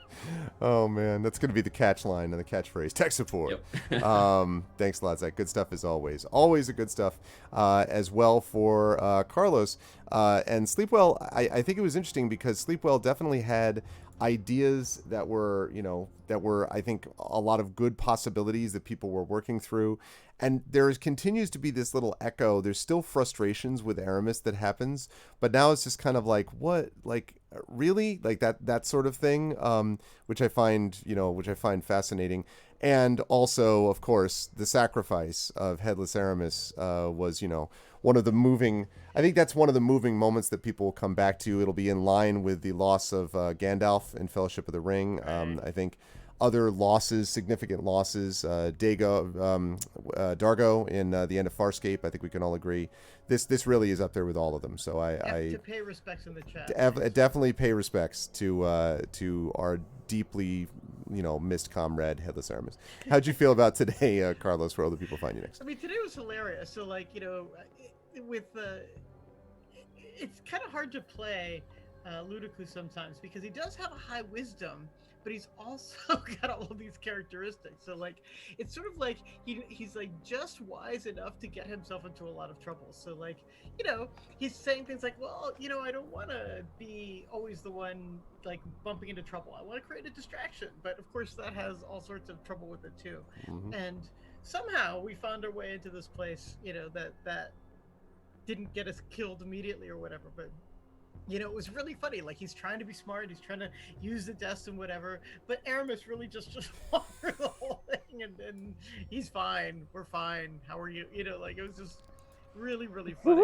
So yeah, I really enjoyed it, and it just seems like we're all getting to use our different abilities, and character is almost like a different ability, like the things that people do that open up different access points to us. Just really, really fun. So yeah, had a great time. The people will see me, I think, next, because I don't know when we're going to play next because I can't make next week, but you all might be playing. I'm not sure about that, but I am going to be the guest of honor at the Ozark Book Authority. They're holding a one-day conference called Escapetopia, and bunch of different guests of honor. It's going to be lots of readings and fun stuff, games at night and stuff. So yeah, come and check it out. Sounds good. And yeah, I'm just double checking. So, right, yeah, we'll have to see because we're either going to be down one person or we'll have to do our next sessions in November. I'm hoping not. Normally, I would have rescheduled us to the 30th. We can't. Carlos can't do 16th or 23rd. But the 30th is our huge mega Curse of Strahd closing out session, so that's not going to work, unfortunately. So we'll have to decide if we want to do 3 or if we want to hold off. I will talk that over with the players. But either way, Carlos, we will see you soon back here, and hang in there and get some sleep, my friend, as well, when you can. You too, man. Thank you. Always a pleasure as well to have, of course, Kat with us. And Kat, it was... I thought it was interesting because I thought at first that what was going to happen was that Petra was going to be doing kind of a lot of, all right, we've all thought this through. Now it's time to actually get moving. Aramis ended up being more of that. So what Petra ended up doing some of this time was a lot of, all right, Aramis, do this. Aramis does this. And Petra's like, I'm on board with this. Let's go and do something here. And actually, whether it's blowing things up or being stealthy. So that was interesting to me. How did you feel about today? Where will the lovely folks see you next? Well, honestly, Petra is perfectly happy to have somebody else driving things as long as we're actually moving forward. That all worked for her. I thought this was a really funny session. There were a number of times when I was laughing pretty hard, which is all that I want out of these sessions. And I did get Johnny to almost spit food out of his mouth at one point. So that was a victory. For people that are interested, you can always find me on, just come over to the Rambo Academy for Wayward Writers. We've got classes going on this weekend. We have co-working events. If you want to hear me just natter away about stuff, we have things like our Friday Clean and Chat, where we all log in and clean our workspaces and gossip, which is a reasonable way to keep one's space clean. Sure. I'm appearing at Multiverse Con and Ring of Fire Con this month, and I think that's about it. Good stuff. Thank you, Kat. Always a pleasure. Oh, and also, and where can they get and the Trump shall sound, the final Trump? You can find and the last Trump. The last Trump shall sound. Sorry. Which has been pronounced unfit for Christians to read. I urge you to look for your independent bookstore, but you can also get it at Amazon or Powell's or anywhere. Good Somebody stuff. who's raised Christian, I'm offended. I mean, honestly, my section has nothing about Christianity in it whatsoever. No. I'm offended that Christians are not allowed to read it. So yeah, like I don't, listen. They didn't talk to the Unitarians because we'd all be like, yo, sign me up. Yeah. Right? What about the agnostics, huh? It's not even like you care. You don't even know. What do you know that the book exists? But always a pleasure. Thank you, Kat. And people should check that book out because it will be awesome. And last but certainly not least, of course, Johnny Aramis was quite, resolute in this session, I would say. He was determined to move things forward. I was really, really laughing at the idea of turning the car around in the middle of the building and just being like, all right, let's make sure we're all ready to go when we actually get out of the place. It was a lot of fun. And actually, Aramis's black hat came into very serious play on multiple occasions here. So it was important. I mean, everyone gave you assist on that too, but it was important to be able to have that. So mechanically and narratively, Aramis was moving things forward. So how'd you feel about things today, and where will the fine folks find you next? First and foremost, I'm going to go back into the comment about Christians not reading the book. I just want to say that as a recovering Christian, now Buddhist, each member of the Buddhist religion will probably make their own decision about that, and that's the way the independence should be. I had a lot of fun with today. I did not expect to be doing all these roles. I did not expect to actually be succeeding with most of those roles that didn't really need advantage, honestly, of Black Hat. I'm just glad it worked out that way. I still have, ironically, the advantage that was, the inspiration that was given to me, essentially. Yep. So hopefully we do get another session this month, and I can actually use that. Otherwise, I had a great time watching us try to figure out, and then trying to, essentially poke at it in different ways, but all be in the same room at the same time, kind of a thing. I think that one of our greatest strengths is the comedy that comes out of us doing all of those different things all at once, kind of a thing. So I really had a really good time with that, and I'm looking forward to the fight that's not going to be a fight next time, because I got a plan, guys, and we're going to have fun with that. I love it when every player has a plan. I also have a plan. We all just step out and all start just talking over each other. I Exactly. How dare you? Do you know who I am? I am your god. Like, would you like to party? It's every spectrum. Oh god. So yeah, thank you, Greg. It was a great session. Thank you, everybody. The fine folks will see me soon enough. I'm not exactly sure when. I'd hope to have a firm date of when I'll be returning to Twitch. A couple more things behind the scenes have made it a little bit more challenging, but I should have some dates hopefully soon. And yeah, other than that, I'll be here the next time we actually play. So I'm looking forward to whenever that is. Oh, also, we deserve our own Halloween show. Just saying. Yes. Well, the listen. number one group, yeah. That's the number one group. We are the 18th. Maybe when you all find some space vampires, I'll see what I can work out. Let me tell you, as we all know, Have you seen my force? the science fiction Christmas specials always work. So I look forward to the Esper Genesis holiday special, which is going to be. It's going to give you a little feeling of reason for the season with all of them. This was good stuff. Thank you to the wonderful, wonderful players. Can I get some love chat for all the wonderful players today? And I will see all of them in various places. I will see Zach for our vocalists on Tuesday, but otherwise I will see the Esper Genesis folks whenever we arrange next, which may end up being the 23rd, even though I know Carlos can't make it. But I think just quickly that Kat and Johnny and Zach can make the 23rd. I think you all said. So we may end up having to do that, although I will regret it not having Carlos there. But look, every time a player leaves, when Kat wasn't there for one week, she came back and she had been made a captain. When Johnny left, he came back and there was a discussion about a mattress. So who knows what'll happen when Carlos is gone for a week. But it is always a pleasure to have everyone there. Thank you so much, everybody.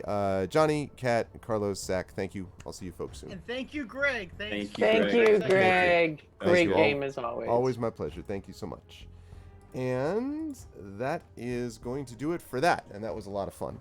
All right. Now, before chat leaves and bails out on me here, as we slide over there, before chat leaves, I do want to just mention a couple of quick things here, which is, first of all, I'm going to be continuing tomorrow I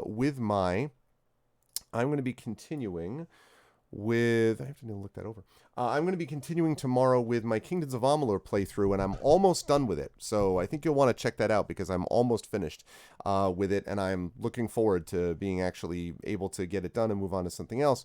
So I'm going to be talking about that. But I'm also hoping tomorrow that we're able to talk a little bit about the super exciting, and I think it might be this one, super exciting, the In the Moment anthology from Athos Arts. And I've talked about this already tonight, but I do want to mention we are up now to 2,079. We have 81 backers there.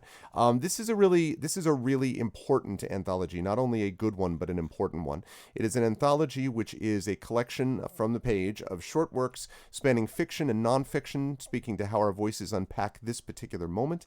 It is a study tool for high school students and literary scholars and anyone trying to better understand the emotions of our times. It is a contemporaneous documentation of this moment for history, capturing some of the most marginalized important voices. It is a means to pay these creators for their contribution. It is a means after the completion of this campaign to fund the book's costs and pay those creators to raise money for important charities. And not only is Maurice Broaddus, who is a well-known series from Tor, work in Lightspeed, Weird Tales, Beneath Ceaseless Skies, Asimov's, and a bunch of others, and also was an author with Angry Robot with the Knights of Breton Court, and has a detective novel series, The Usual Suspects, got a bunch of stuff, and is a really good dude in addition to everything else. And he is going to be the editor for this, and we have an incredible list of contributors: Cherie Renee Thomas, Linda Addison, Khalida Muhammad Ali, Carlos Hernandez, who you may have heard something about, Devon Sanders, Brandon O'Brien, a regular, of course, on this channel, Brian Tawara, a friend of mine, a poet, really good one, Zigzag Claiborne, John Jennings, who I was on a panel with a few weeks ago about comics, really, really interesting guy with a lot of really good stuff to say, is going to be providing art for this. Kat Rambo, who some of you might have heard of, is going to be producing a story for this. Danny and Daryl Jerry, Toya Kirsten Finley, who I have been on panels with myself at Gen Con, Jose Pablo Uriarte, LaShawn Wanek, who was on the panels at JulyCon that you might have seen on my channel a couple of months ago.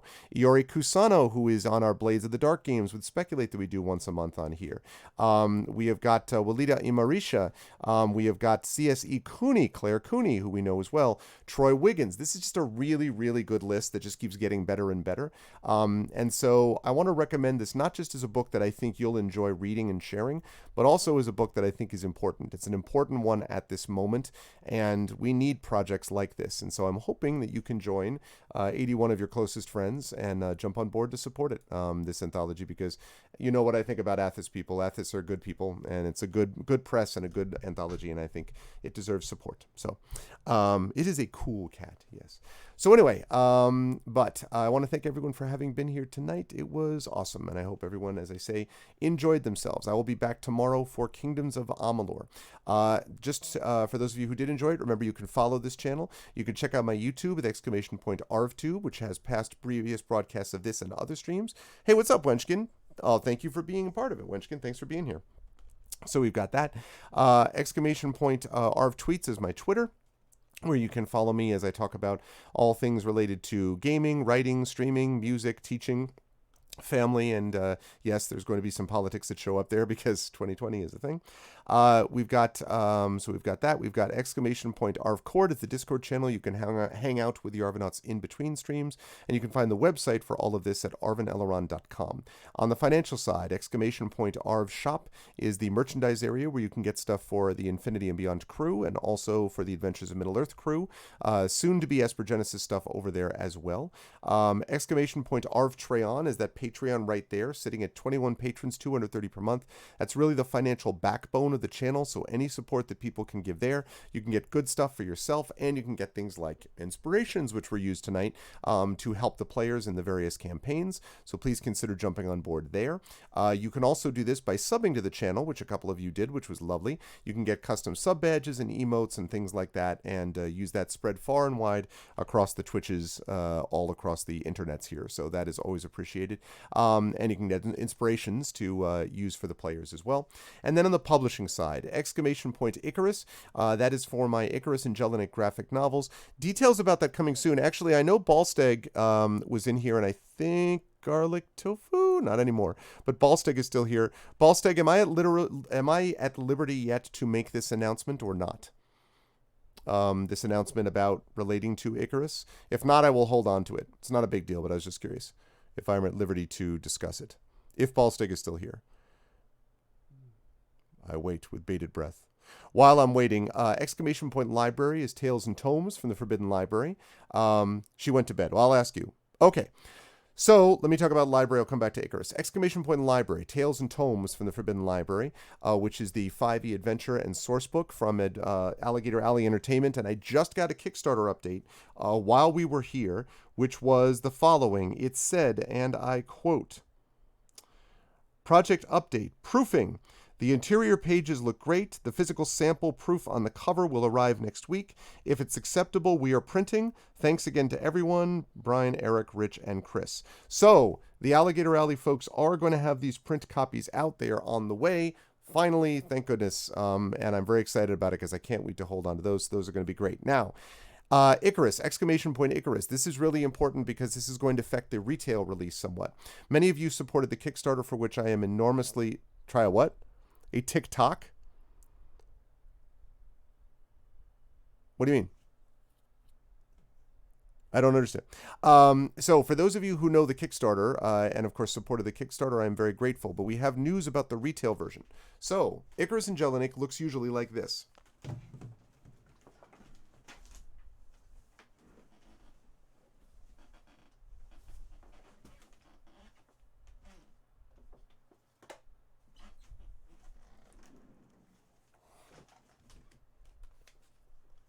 Oh, thank you, VTech. I appreciate it. Also, good to see you. I haven't seen you around a little while. Good to see you, VTech, and thank you very much. I appreciate that. Well, then do I have a deal for you? So here are the two books. We have Icarus and we have Jelinek, right, that we did in the Kickstarter. But what the publisher, Athos and I have decided to do is we have decided that for the retail release of these, which is coming out on November 10th, we are going to put these together because the original version of this book. Oh, I had bated breath. Oh, I see what you're saying. I was when the TikTok that confused me. I see what you're saying. The original Kickstarter, the original version of this book, these were supposed to be together. This was supposed to be one book, one single book together. And they ended up being split as a consequence of the Kickstarter. And because of a variety of things, basically having to do with the way that the first Kickstarter, which was a number of years ago and not run by Athos, was handled. And so we ended up having to do this to split this into two, and the Kickstarter, of course, was successful. But what we're going to be doing for the retail is we're going to be putting these together into one single book. It will be called just Icarus. That will be the cover that you will see. And the entire content from both books will come into this. The price of the combined books together will be higher than the individual works, obviously. I mean, that only seems reasonable because you're getting more content for each. But otherwise, this is going to go in as one book. And the reason that we're doing that is we think it's going to be easier to put this on the shelves of comic book stores and bookstores where we really want this to go. I have more books in this series, folks. This is only book 1 of The Longest Fall. And if you count Jelinek book 2, if you put those together, it's really book 1, right? The Longest Fall. But the second book in my series, called City of Gears, is an idea that I have it already kind of outlined. And I know where the story's going, even into book 3. So we want to be able to do more of these down the line. And one of the ways that we're going to do that is if we can get more attention and interest. And that will also help, exactly, Trish, because the problem that we've noticed is that everyone on Goodreads, most people seem to be like, this is great, but it seemed incomplete and it wasn't actually finished. And I'm like, if you read both books, and there's only a couple of people who reviewed Jelinek, and they were like, oh, I love the fact that it was a complete story. I'm like, so I really want to make sure that this happens. Yes, yours, exactly, Coven. The hardcover combined already has it together, but what I'm saying is when it goes out in retail, there's not going to be a separate Jelinek book anymore. That's just going to come as part of Icarus. But your edition in hardcover is special and bound, and that's already at the bindery, by the way. That's already being done. So, but that is its own separate thing for the Kickstarter backers. So that's exciting because I really feel like that's going to be the way that I really feel, I don't know, I'm proud of this work. Admittedly, I'm biased because I wrote it. But I think that the script by Keith is amazing. I think the lettering by Chris Suda and layout was amazing. I think the art by Acela Fabio speaks for itself. I think it's spectacular. And I think the work done by Athos, by Chris and Emily, by the wonderful people at that press, they just did an amazing job. And I think it came out just super, super well. I would put this up against any of the mainstream stuff that you see out there. I think the art is that good. I think the sort of presentation is that good. Thank you, VTAC. I hope so. Like I say, I don't want to just pat ourselves on the back, but I really think it's good. And I want to be able to show people that it's good, and maybe putting this together in one book will make that'll happen. So that's the deal. So Icarus and Jelinek are going to be combined into one book for the retail release on November 10th, and it will be called just Icarus. And that's what the name of the book will be. Other than that, though, identical story, like no changes at all in the story, exactly what you got in the Kickstarter versions. And the Kickstarter versions will be sort of special as a consequence of having done it this way. So, the hardcovers might be in your P.O. box. Oh, man, I can't wait for the hardcover. I can't wait to see them. It's going to be great. Anyway, so that's the announcement about Icarus. I'm super excited about that. And, again, so many plans for this series going forward. And next year, I hope to be a really big year, honestly. I hope that with the Gray Shade Kickstarter, which is going to be maybe my biggest Kickstarter to date, the biggest thing I've ever been involved with the Gray Shade Kickstarter, that's going to be a really big deal for me that will occupy most of the first half of 2021. And then the second half, we'll have to see how things go. But in the second half, that may be the focus, maybe on the next book of the Icarus series. So we will see what happens. But this is great. And I'm not saying it's great because I wrote it. I'm saying it's great because I've seen the insides of these. I've seen the work that went into it, and just from an art point of view, I just think it went out really well. So I appreciate the VTech, the vote of confidence. Let's put it that way. I appreciate that. And you can find out more about that, as I say, by typing in !Icarus. So that is the deal with that. I talked about the library already. Gray Shade again, !Gray Shade KS. That will be February 2nd, 2021, will be the release of that. And yes, knock on everything with a new, honest to God, real president. Let's hope. Show some panels. I am happy to do so. Perhaps you could see this panel. This is a flashback, so that's why it's got that sepia-toned quality to it. This one right here, for example, that is Jelinek and Rig facing down a flame demon, which you can see right there. And let's see, perhaps one more.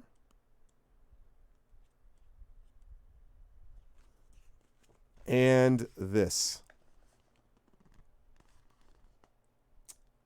Icarus and Jelinek and Rig looking at a living, breathing Salamander King. I mean, again, the art is just so good. I cannot even tell you. Like, I marvel sometimes. Like, I just open, I'm like, this art is so good. I'm extremely fortunate that we found an artist this good to do this, and that we had a press like Athens to put together. So yeah, very excited about it. So thank you, Ibrahim. I'm super excited about it. It's been a long and winding road to get to this point. And I'm very, very proud of the way that the books came out, and I can't wait to have them shared with all of you. So again, you can actually still get, I think, a couple of these pre-release versions available if you go over to Athos, but otherwise mark your calendars, because again, November 10th, sorry, beg your pardon. November 10th of this year is the release date of retail, so it's going to be great.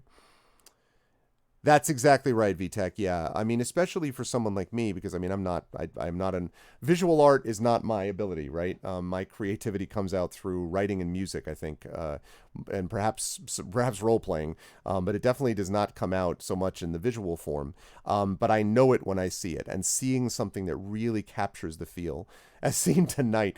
Hey, listen, I love that those interlocking laser beams were on point, Trish. Okay, and. Yeah, but no, my daughter can easily outdraw me. But that's okay. Because I'm very happy with whatever I do have. I'm happy for that. So when I see that it comes out that way, I'm super happy about it. And, yeah, Kevin, that hardcover, I'm really excited to hold a copy, to feel it in my hands as well. It's gonna be great. Anyway, so that's the deal with Icarus. So I mentioned Icarus, I mentioned Library, I mentioned Gray Shake KS. Also, exclamation point BLM, Black Lives Matter. Again, very important. We're continuing to push this about the significance of this position, about asserting and affirming that Black lives do indeed matter. And that link will give you resources that you can for education for yourself, about being a good ally, learning about educating your kids, learning about, learning about political advocacy, about police reform, things like that are all available there, as are, of course, places for you to donate to organizations that support this cause. So exclamation point BLM is important, and it's going to continue to be important. Also important will be exclamation point vote now. There are some places that have already voted, but have not, so registered to vote, I should say, but there are other states where that has not been the case, and there's a lot of states where there is early voting. I think we've already had 4.5 million votes cast in this country already, which shows the interest. And boy, I hope so, because we need everyone out there voting in enormous, overwhelming numbers. That has got to happen. And so please make sure that you're out there to vote. Do not let anybody else decide what your voice is ultimately going to be. Oh, really, Foxy? Yeah, we're not allowed. I mean, we can get absentee ballots. I'm going to vote early, just to be on the safe side. And we start October 24th. And then there's a whole week's worth of early voting pretty much every day, like 10 to 7 or 10 to 8. And we're going to be going there early. We're going to be voting early. Not often, but we are going to be voting early because we want to make sure that they got in there. So awesome, Bossig. Yeah, that's great. And if you've already voted, awesome, because really it's important. I understand that sometimes it may feel like these things are, well, I mean, like, what is the real impact? I cannot emphasize enough how everything is altered as a consequence. Because of all the votes that are coming out now, it makes it that much harder to try to suppress the vote later. Because as I always say, if your vote didn't matter, then why are they so interested in suppressing it? Why would they do that if your vote didn't matter? So hang in there. That's the key, is to make sure that you hang in there, hang in there and stand up straight and chin up and all that. But most importantly, make a plan, register to vote. If you can vote early, do it. And if not, make sure that you have a plan to vote so we're ready to go, because we need your vote ultimately when all is said and done. So I think that's all I need to say about that. Schedule again, I'll be back tomorrow with Kingdoms of Amalur right around 7 p.m., somewhere between 7 and 8 p.m. Eastern. I know I saw that actually, Foxy. There is, I think, a decent chance. I think it's possible. And Kansas, as you know, has not always just been straight Republican. I mean, Kansas definitely itself has its own Democratic history of, former Democratic governor. And I mean, it's not out of the realm of possibility. So I hope so, because I mean, that would really be awesome if that could really occur. So we will see. But I want to thank everyone for being here. And I want to remind you all again that I'll be back tomorrow. Also, we're going to do a raid here, is like this.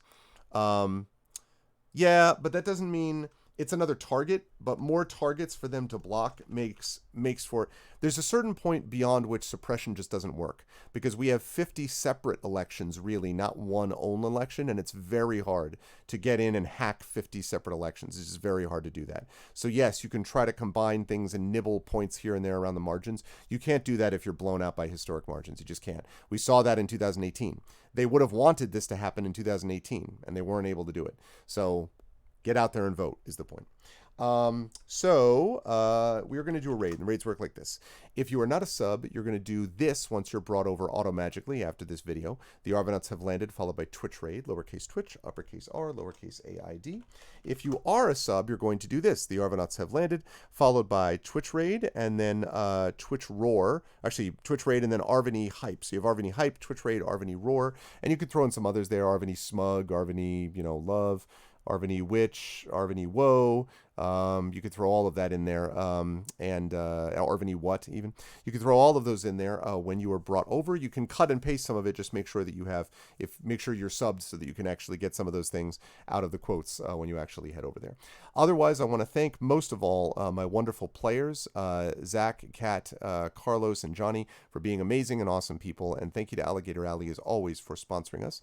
Thank you to my wonderful mods. Thank you to Arudinel, Coven Guy, Dragonspear, Rock God, and Shadowed Mage. Thank you to my wonderful subscribers, Arudinel, Coven Guy, Dragonspear, Rock God, Shadowed Mage, Nonstop, Ballstag, Brandhauser, Foxy by Proxy. Thanks for the sub tonight. Ibrahim, Mrs. Dunsel, and Trishy Mats. Thank you so much to all of you for your lovely support and your Patreon support as well. Thank you to my wonderful viewers, Admiral KEK, Cat Rambo, previously mentioned, Commander Root, Electrical Longboard, who's totally not a bot, Get Affiliated Now, which is totally not a bot, and also I was affiliated a long time ago, so keep up. If you want to say Get Partnered Now, that would be great if that could happen. Idliara, Light and Passion, Lurks, Scan TV, Tonloms, Hugh Christensen, V&K, VTech versus the World. Thank you also for your kind words about Icarus, VTech. I appreciate it. Don't be a stranger.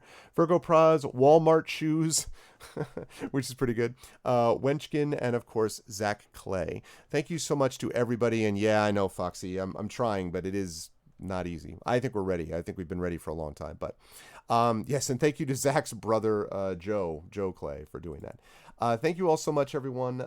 Stick around for the raid, and I will see all of you lovely people, as I make sure I mute myself there. I will see all of you lovely people for Kingdoms of Amalur between 7 and 8 p.m. Eastern on Saturday. Until then, everyone, thanks a lot. Be good to each other, and I'll see you all soon.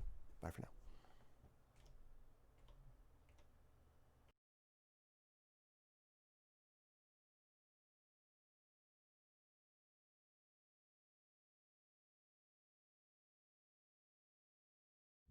When I was a child, I talked like a child.